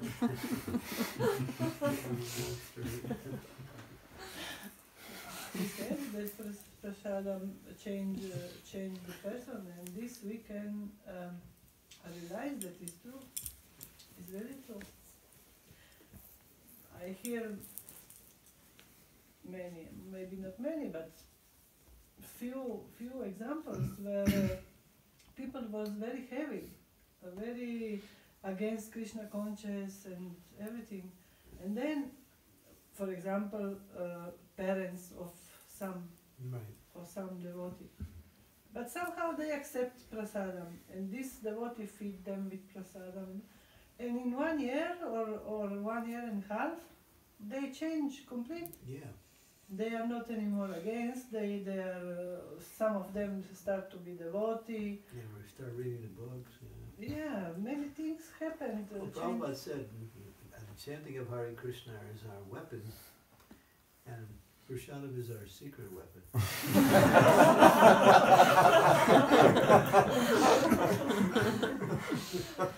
It's working, but you don't know it. Yeah, Undercover. Yeah. You're becoming changed and you don't know it. Yeah, it works.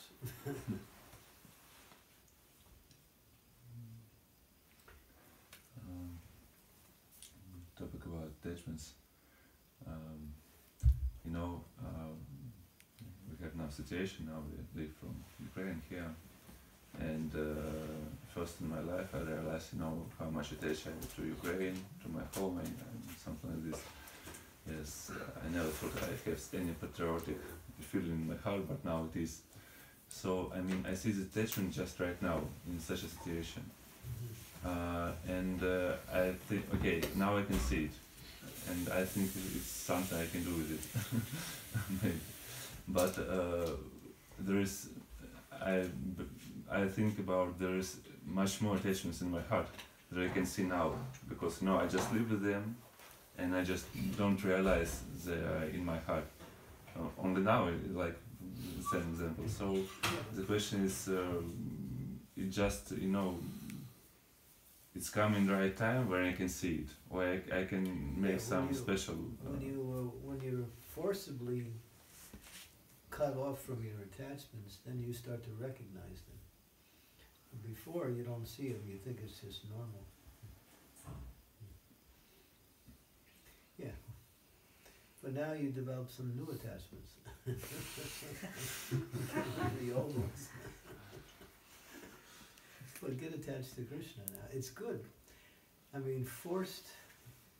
Forced breaking of attachments doesn't really break the attachment. But it gives us a chance to look and see, this is what I'm attached to. But the thing is, because the situation doesn't allow me to again experience that attachment, then I can give it up.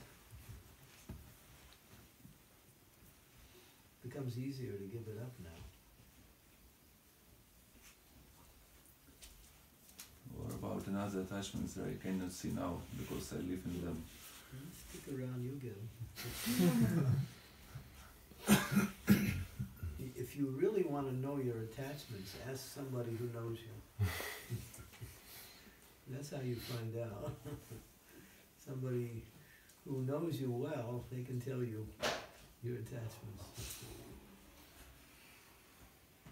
Oh, this is a good point. Yes. It's true. Yeah.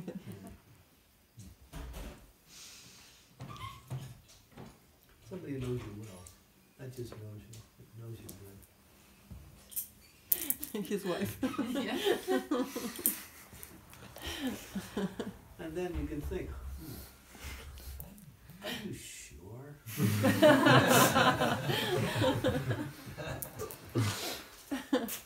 Not am I sure, I'm 100% sure.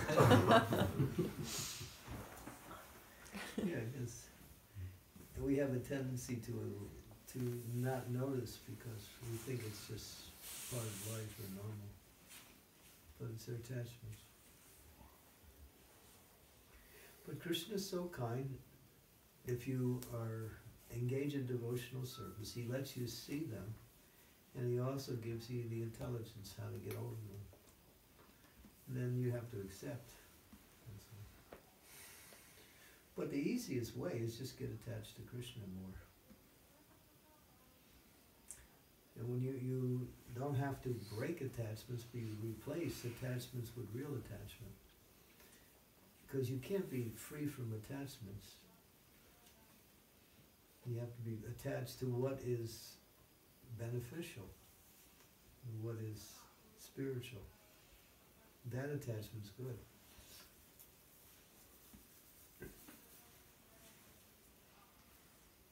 So it's just a matter of time. Stay in devotional service, recognize your attachments, and become more attached to Krishna. How do you get more attached to Krishna? Hear about Krishna. Chant Krishna's name. Serve Krishna's devotees. Especially hearing about Krishna's pastimes. They attract devotees. Krishna's pastimes are very attractive. Yes. Maybe his question is what to do when you recognize attachment. Then what? One thing is recognizing, and what is how to get rid of them? Yeah. Get attached to Krishna. That's your question, huh? Of course, that's our question. That's your question. Everyone's question. Yeah. Replace the attachment with a higher attachment. Like you can change the focus of the attachment. Yeah.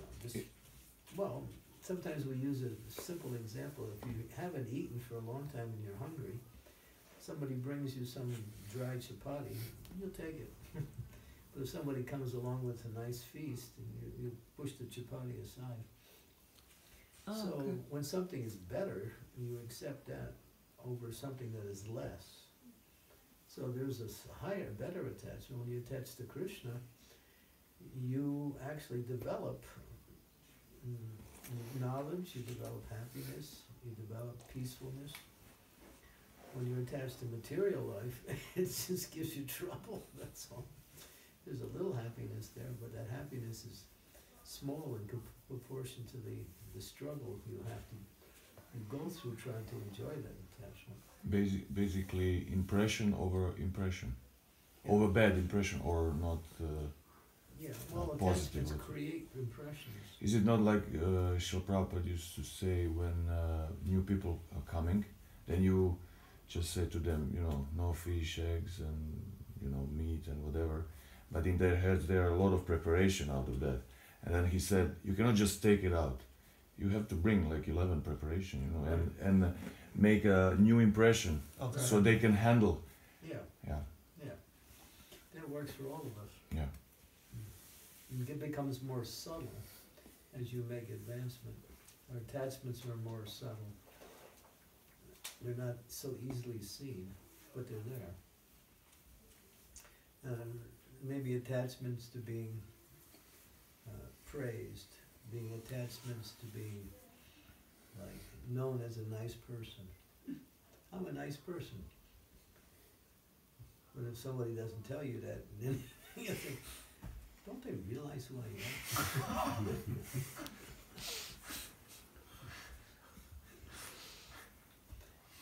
Or if you say something nice to someone and they don't answer anything, you think, what's wrong with that person?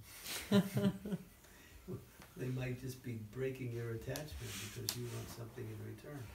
That's not when Krishna uses that person. Yeah, these are the more subtle forms of attachment as you make progress in devotion. It's called profit, adoration, and distinction.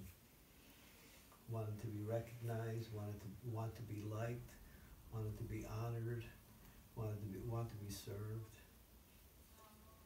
These are more subtle. But they're attachments. They're material also. When we first start, no illicit sex, no intoxication, no meeting, no gambling. That becomes difficult at the beginning. But then, as we practice, we start chanting, the chanting starts purifying us, then these things become more easy to follow and more natural. But then, after a while, you're following them for so many years, and then these subtle things come.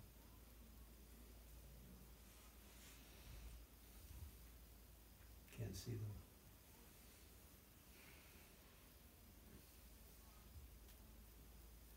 I can share one short story. Yeah. In 2010, I think, we had to move from Rijeka. We were living there for a few years. From Rijeka to Istra, back Umag.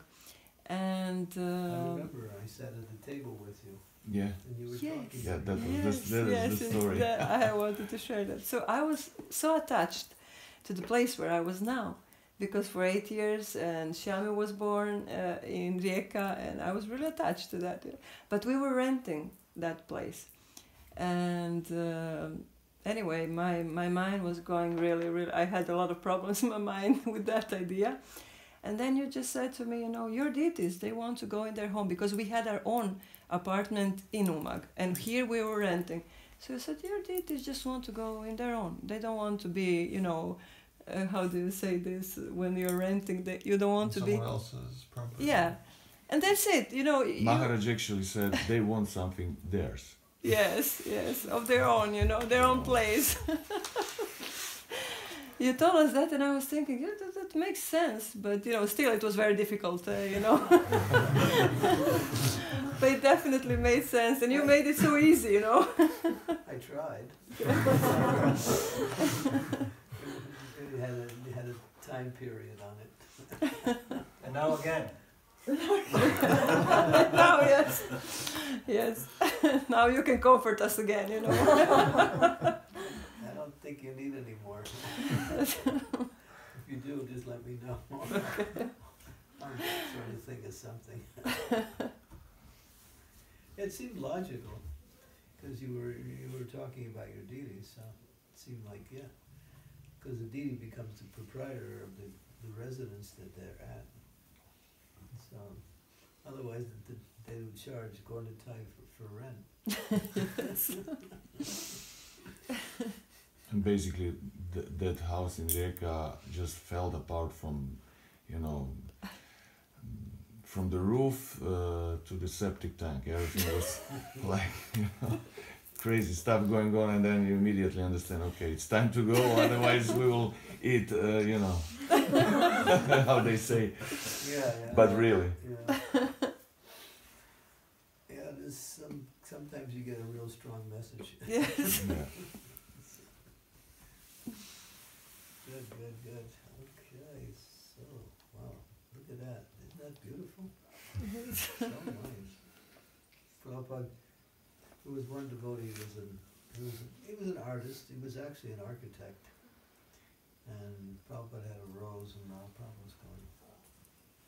He's looking at it, and smelling, and the devotee's just sitting there. Prabhupada said, "Can you make that?"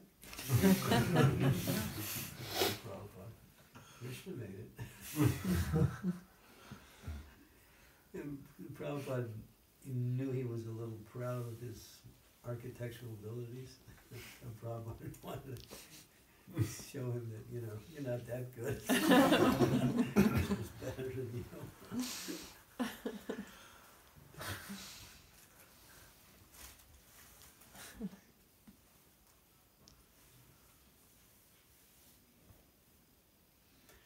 Okay, so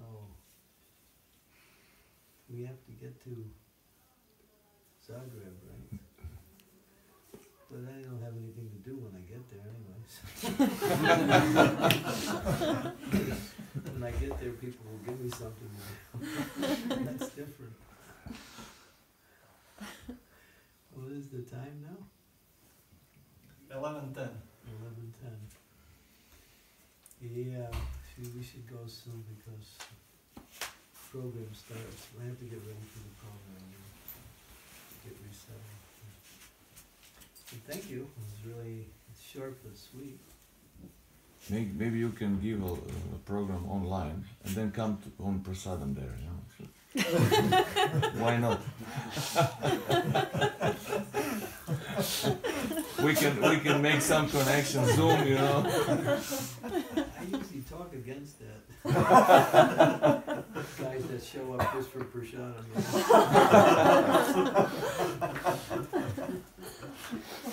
But you missed that time when you were traveling with this devotee. So now has to be a balance, you know. I really have a reputation as not so good, so I'm trying to correct it.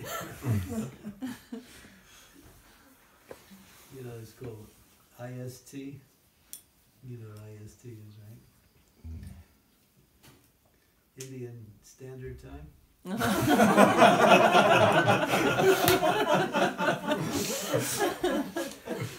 we use the different ISKCON standard. we use Indian stretch time. If you're 2 hours late, you're on time. Anything later than 2 hours, you're late.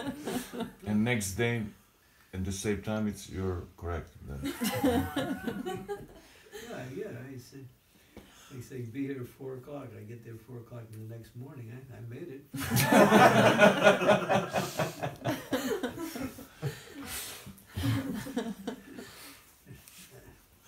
You know, I have that tendency, so don't tempt me. Well, help me, someone. So you'll have a nice program here, right? Oh, where some of you will go to Zagreb today, or some of Only you. Only you and this Prabhu. We have a program here for Lord Shringadev, right? Well, yesterday we had. Well, you got to do something today. Lord Shringadev will tell We you. have Yanya 12 o'clock or something. Okay. Well, then you have a feast tonight, right? Well, we'll see. If you remain Maharaj, for sure.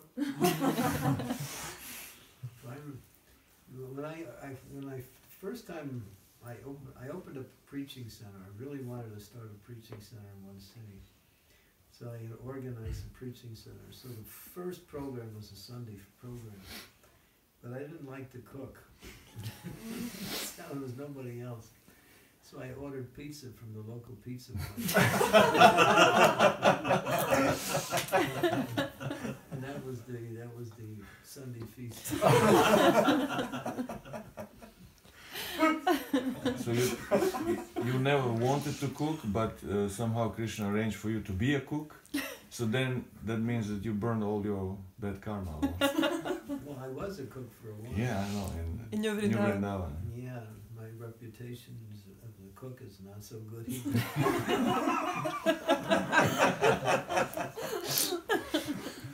Get him out of the kitchen. Give him something else to do. Oh, I used to feed the brahmacharis. We used to get these government surplus supplies from the government because we didn't have any money. So we'd get peanut butter, we'd get peanuts, we'd get butter. We get all kinds of stuff from what they call food banks. So if you were a non-profit organization, so they would give us all these peanuts. So I used to cook these oats for breakfast for the devotees. We had a frying pan. The frying pan was like this, because we cooked on wood. We didn't cook on gas. We cooked on a wood stove, so we put it on the top of the wood stove, a big frying pan. And on the frying pan had dents in it, like this. So when I tried to cook the oats, it would burn, and everybody thought there was raisins in it. Until I actually got close to it. And so then they said, well, we got some peanuts now, put some peanuts in there. So I thought, peanuts and brahmacharis, not good, too much protein. So I counted how many brahmacharis there were, and I multiplied by 8, because every brahmachari could only have 8 peanuts. This is a true story. And so I made my oats with the burnt oats in there, and I threw in 8 times so many brahmacharis peanuts. But some of the brahmacharis would go for all the peanuts, and the other brahmacharis wouldn't get them. So they were complaining. So they said, we have to have more peanuts, you know. So I said, this is against, all kinds of intelligent understanding, because brahmacharis and peanuts are not so good. Then there won't be any brahmacharis left. We'll all get married.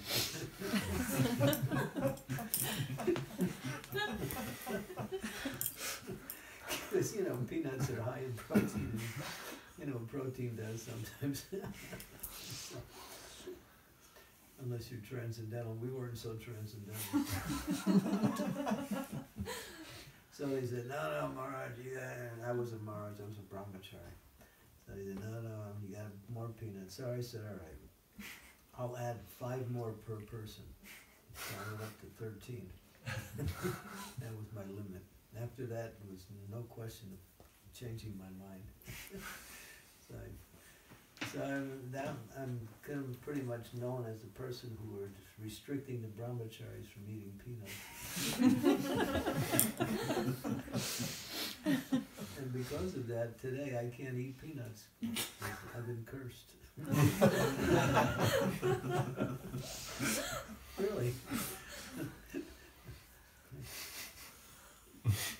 What happens? I just can't eat peanuts. I just look at them and peanut says, don't touch me.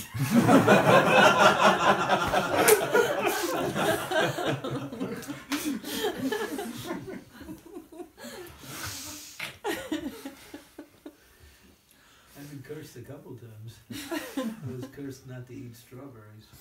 That's why I didn't eat your cake last night. Oh.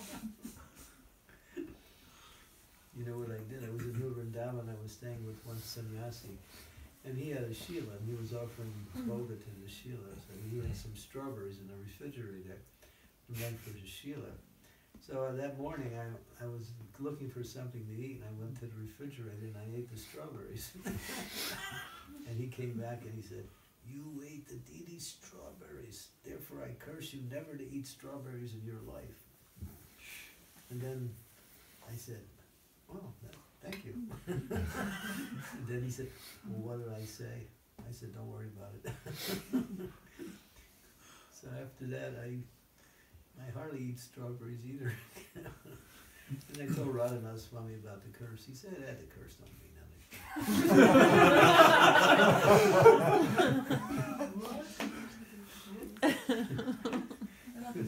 Because that sannyasi is no longer a sannyasi. So when he was no longer in his position, the curse didn't mean anything anymore. But when I see strawberries, I always think, should I or should not? But I did eat a little bit. Yes, I saw. That's nice.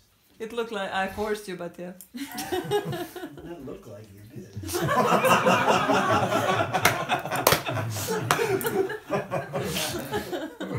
I didn't mind being forced.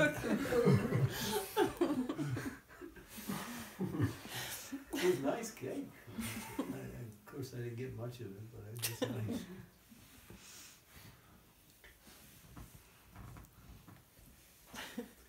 The devotees said, "We got some prasadam to distribute." And I said, "Oh, I thought they made cookies for distributing." Then they came up with your cake.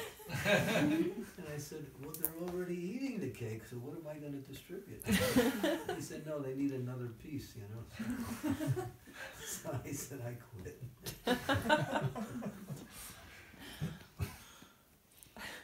I wasn't so nice last night. Oh, you're great.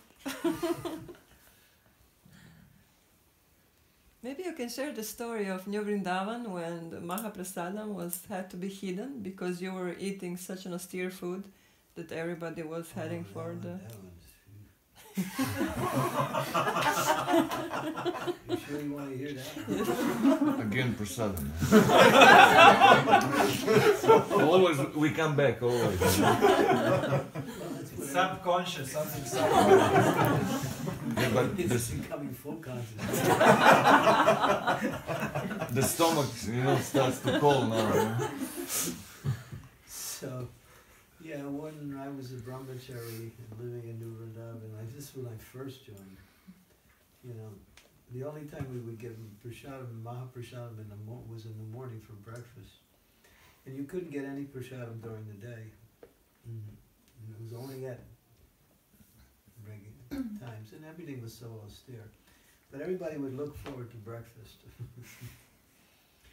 So, and we were new devotees, and Mahaprasadam was nice. So they kept it in one wooden cabinet, which was fastened onto the wall, and it had a door with a latch on it, and it locked up. And of course, because when it came time for breakfast, everyone was ready to get their maha, so it was like the best part of the day. But then sometimes devotees would steal the maha. Somebody, before it even got to the cabinet, get locked up and somebody would steal it. So it got pretty, and devotees were complaining, it's a lot less every breakfast.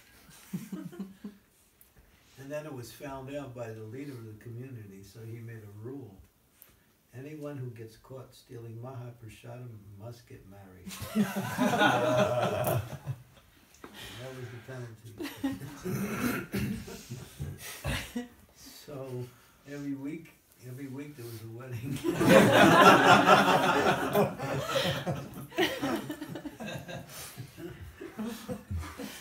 So, and they tried to prevent people from stealing it. And so, but the cabinet was like this with a padlock here in the middle, and the boys would pull the door open from the bottom and stick their hand in it, get whatever they could. So then they found out that was happening, and so they put some nails on the inside. Like Agosori, you know, you put your hand in there and you get bitten by these nails. But that didn't work. It did discourage the devotees. So then we got a refrigerator, and we put a lock on the refrigerator, and then we were breaking the lock. And then we got a refrigerator, and we took a chain, like these big heavy chains, and chains around like that. So to break the lock was impossible. So one night, someone stole the whole refrigerator and took it into the woods. And we did a lot of construction, so we had dynamite there. So they used dynamite to blow open the door. This is a true story. They're really hungry. That was the only sense gratification. No other sense gratification. The lunch was so austere and evening meal was nothing. Yeah, when people were getting married, there was one devotee, I still remember him, he kept wanting to get caught stealing maha so he could get married. He wanted to get married, so he thought this is the way to do it. So then we found out that that was his program, and so they wouldn't give him any wife. But he kept stealing it, so we thought we had to do something. So there was one girl nobody would marry. She was like, you know, hard to get along with. So they thought, all right, he's the perfect wife. So, and I was scared of her. I would go near her. She'd growl at me. She'd growl at everybody. You know? So, and there was so many ladies that didn't have husbands, and so we thought this was the best way to get people married. So they got him married to that girl, and then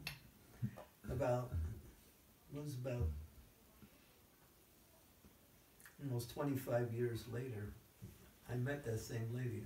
I was in Chicago, and she came and she said, "Do you remember me?" I said, "No." Rajeshwara. Sorry. Nuver David? Yeah. And I said, "Oh, you changed. You seem to be nice now."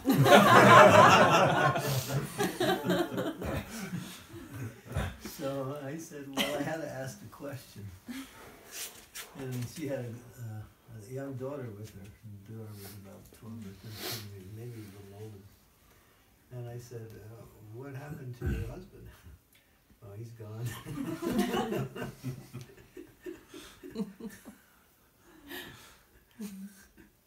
He went back to stealing percent. Well, it's For the second chance. It's less financial support.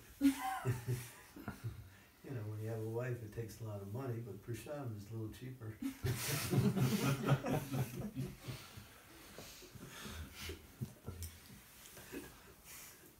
How's the baby doing? He's moving around? Is he laughing too? He wants to get out, huh? He wants to get some prashadam. What's the due date? Datum. When is the due date? 29 of May. This Doctor month? said. 29 May? Yeah. This month. But it's going to be early also. It's going to be earlier? 1 week before this date. 2 Sure. weeks. Okay. You look like it's... He's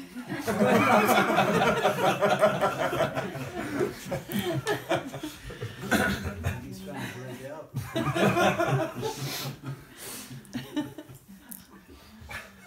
Well, I hope everything goes well for him. The devotees, when I was living in New Vrindavan, we didn't have any doctors. And so all the devotees were just giving birth naturally. Many of the ladies gave birth in the barn. We had barn babies. Like Jesus. There you go. Like Jesus. Jesus was born in the barn.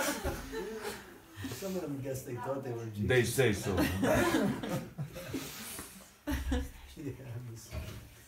Yeah.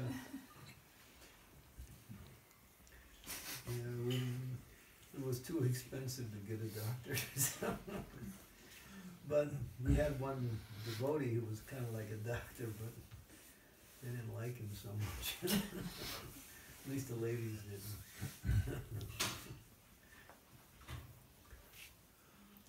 Yeah, we had no money, that's why. Anytime someone would come, we would say, "Did you bring your money?" And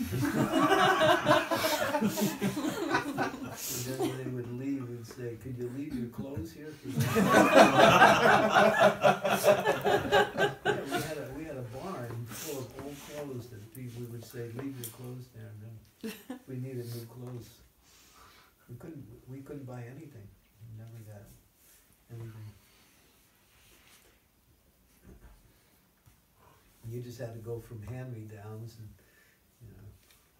I had one dhoti, and then you wear it all day, you wash it at night, and then you wear it the next day. That's all. We had one dhoti, and they would towels, a towel. They would take it and cut it into 4 pieces and give it to 4 different people, and that was your towel. Yeah, we had nothing, no money, no nothing. But the Didis had everything. All whatever money did come in, all went to the Didis. Devotees got nothing. But it wasn't a good policy, though, because the Didis would stay and the devotees would leave.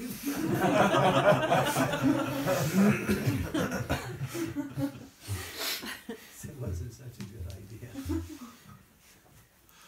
But in those days, we were quite committed. The devotees were really fixed. We liked difficult times. We felt difficulty was, if there was some difficulty, it was good. We thought Krishna consciousness means adventure, something difficult. Something new, something difficult. New Vrindavan was unique.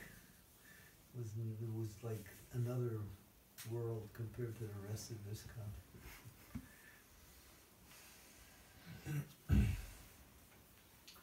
Dear Krishna Goswami Maharaj also speak about that time, and he told us that they, maybe you also, but when he was there, they make hole in the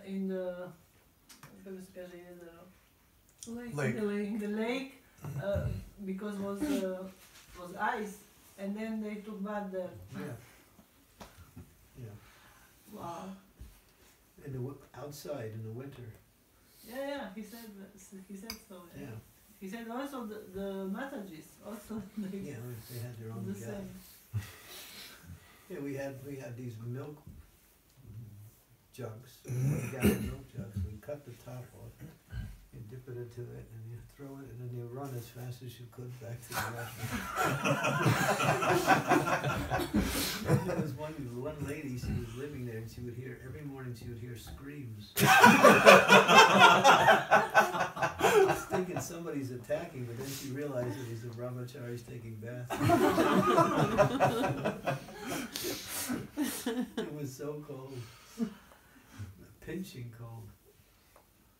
Yeah, we had a lake, and then soon after I joined, we got an indoor place, but we never had any hot water. There was no hot water there for years. It was only was 2 taps, cold and colder.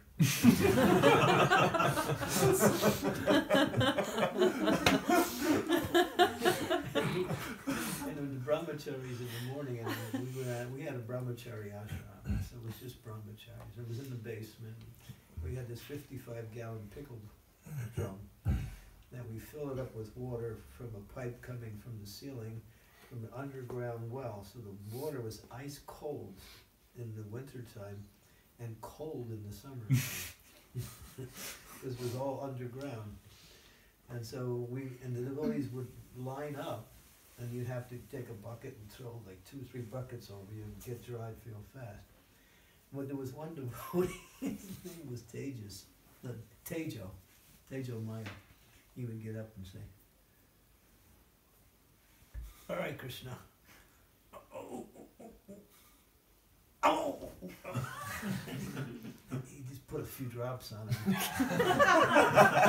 And say, "Oh, Krishna, Krishna," and everybody would say, "Come on, finish up. We're all waiting." He said, "No."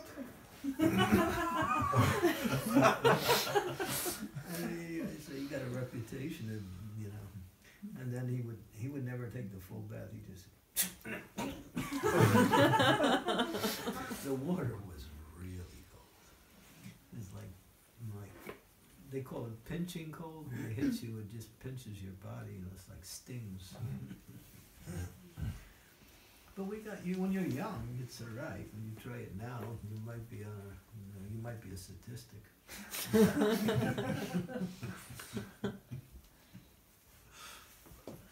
Kidding.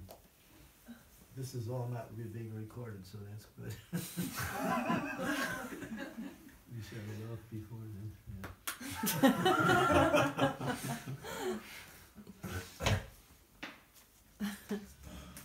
Yeah, there were so many adventures there.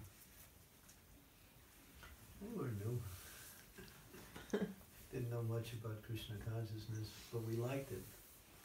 But the good thing about it, there was no politics, there was no ritviks, there was no. The only problems we had was our own problems of surrendering, but otherwise, there was no outside influence. We hear also that Radhanand Swami Maharaj told me that he has 24 hours a day service, and he ran with the horse, and he fell down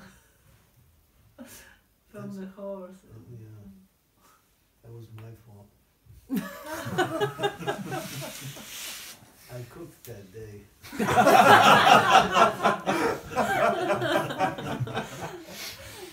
Yeah, I cooked and he ate it.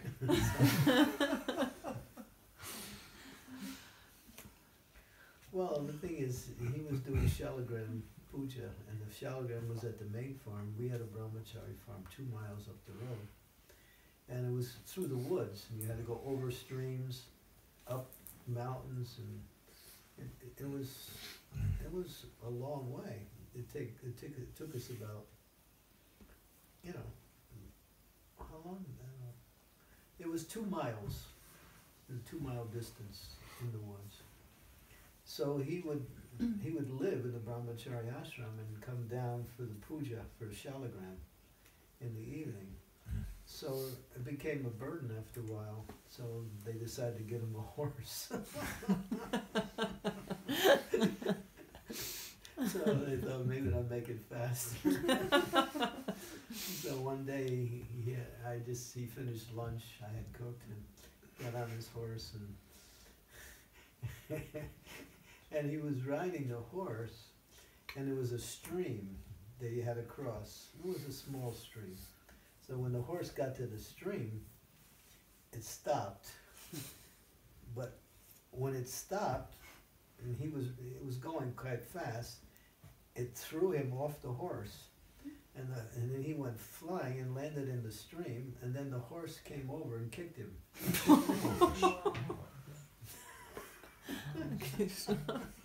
And he kicked him right on his knee. And then he had a sore knee, he couldn't do anything. Then they took him to the doctors, and one doctor said, got to put hot packs on. The other one said, no, cold. So they were putting different things on it, and it was getting worse. It was terrible.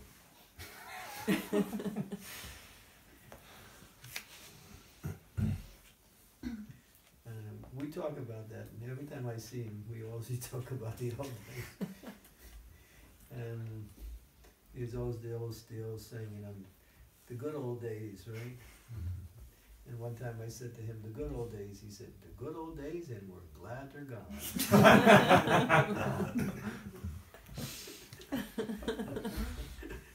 We're glad they're gone. And still you were so enthusiastic and so eager to do so much service and everything. It's really Dandavat. Yeah, we had, that's the way it was in Europe. Yeah, there was so many adventures. Because when you see today, even little problem on the pet, many devotees are just discouraged and they have no any more enthusiasm and. Well, it takes sacrifice to spread Krishna consciousness, and if we're not willing to sacrifice something, it doesn't happen.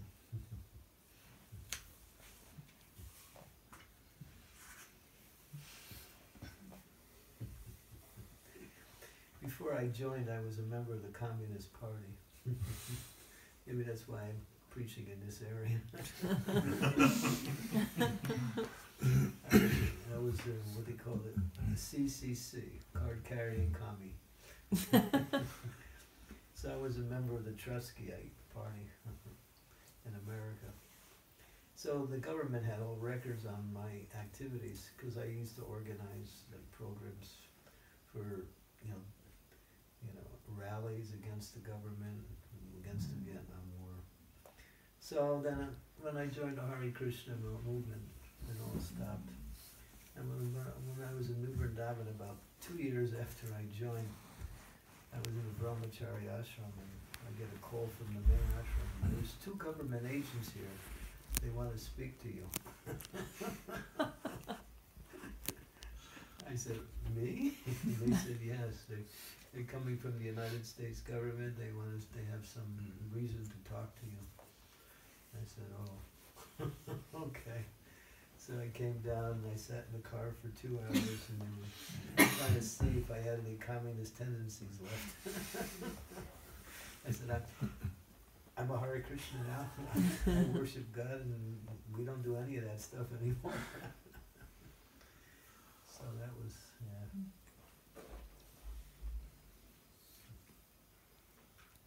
Hladini Mataji also live in New Vrindavan? Mataji Hladini. Hladini, yeah, she was amazing. Yeah, she was there. And there's a book. Did you see the book, Legacy of Love? In Ukraine, there's It's not some. translated, huh? We have some story about, we have the whole book is named like Saint Vaishnavas. There are stories about Bhakti Tirtha Maharaj, Jayananda, Prabhu, and She's there, yeah. she's there also, yes. Yeah. Do you have that book, Malati, Legacy of Love? It's written about her life. It's a nice book. Yeah, she sacrificed. Oh, she was fixed on Jagannath. She was absorbed in worshiping Jagannath.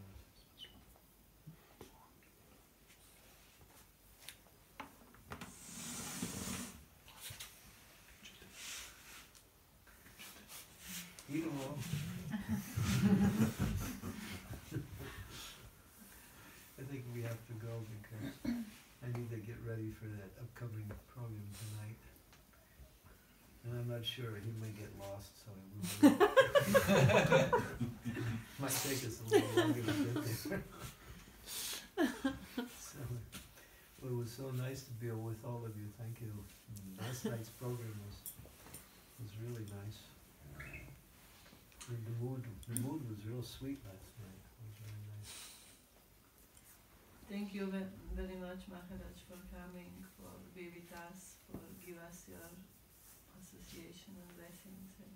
Thank you for giving me your association. Thank you for making pasta I couldn't eat. Because if I would have eaten it, I wouldn't be here this morning talking to you. I would be thinking, oh, I can't get up. But the gnocchi was good. She made gnocchi. They tried to give some to one of your cats, and the cat looked at it and ran. He was like, He was not ready for the causeless mercy. he was thinking,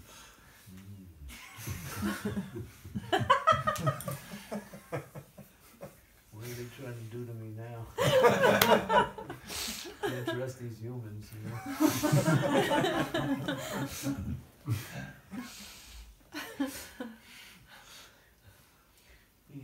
I put it like that and he went.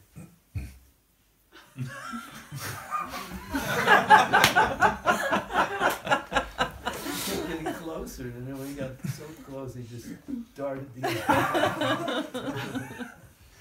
It was the black and white one.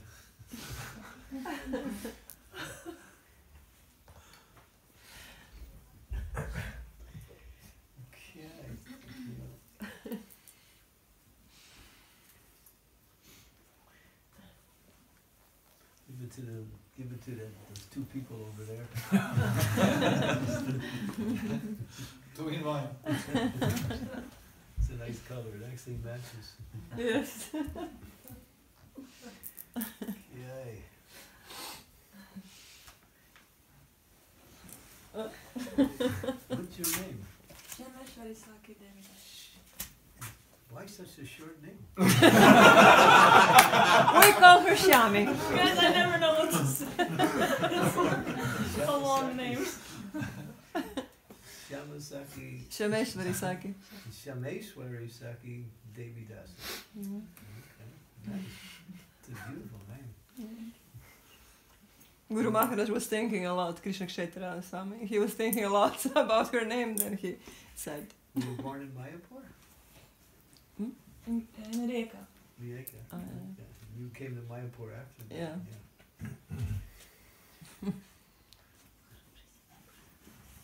Narayan's, you're older, right? Yeah, Yeah. 3 years old. 3 years old. He brought her up, I have a younger sister too. I used to beat her up all the time.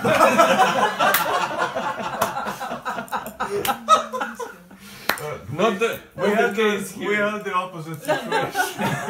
She was beating you up? Yeah. No. She even wrote a song that we made even. I was such a devil. Like I was such a devil, you know.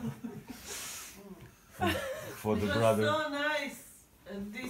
This song, what she did, and this recording, and I wanted to have this, and somehow she. I don't like it. She was a devil, you know.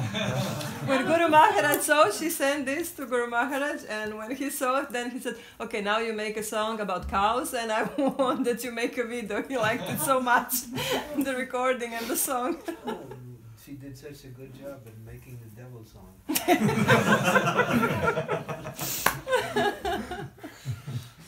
Well, don't worry, it's natural to beat up your siblings. That happens all the time. She was more like, like that, not really beating. Annoying, yeah.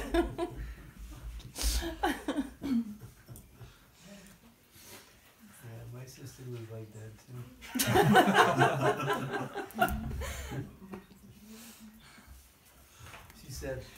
She said later on in life she went to a psychologist to find out why we had trouble.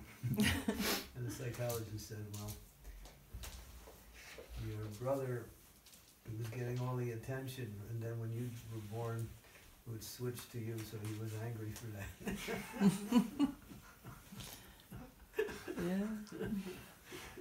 But I thought, nah, the guy doesn't know what he's talking about. parents actually they did sort of Counter. they made a situation different so that I wouldn't feel the same way. So when she was born, they just said, "All right, take care of her." There's She's your no one else, you know. responsibility, man. She's your responsibility now. You're only 3. How can you do 3.5. Yeah. No, and we made him feel so special. We said, like, what should we do with her? We need to work and we have no time. So what should we do with her? Should we give her to somebody, to grandma, or maybe you will take? He was like, no, I will take care of her. Wow. And he took her, and she became his. You know, he was. I was holding her only when he was sleeping, so that there's no problem. That he might be feeling. Don't try jealous that or at something. home, you know. Yeah. But he loved her. So compassionate. Yeah. Good. Well, they say if you have an older sister, then you have 2 mothers. If you have a younger sister, you have a boxing partner.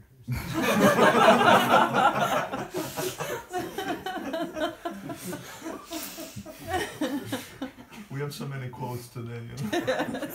Sometimes he wasn't so sure if I loved him, so then he would like act that he was like dead or something, and then I cried for him to see if I love him.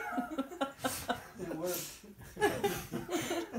And then he made a recording. He took a recording and he put on a table, and Like he did FBI. an interview with her. She didn't know. So why are you actually, always lying to the parents that I did something wrong when you did it? And then I said like, you like something and I like something, but I want to get it. But he never showed it to my parents. And he never showed this. He had the proof, that she was the one. No, we saw that 2-3 years ago. Yeah. You write your book too? You can call it My Life with Shamesha. Which Shameshta? Okay. That wasn't nice. His father, he can say this. All I know is you play a nice mridanga. Oh yeah, she's the best.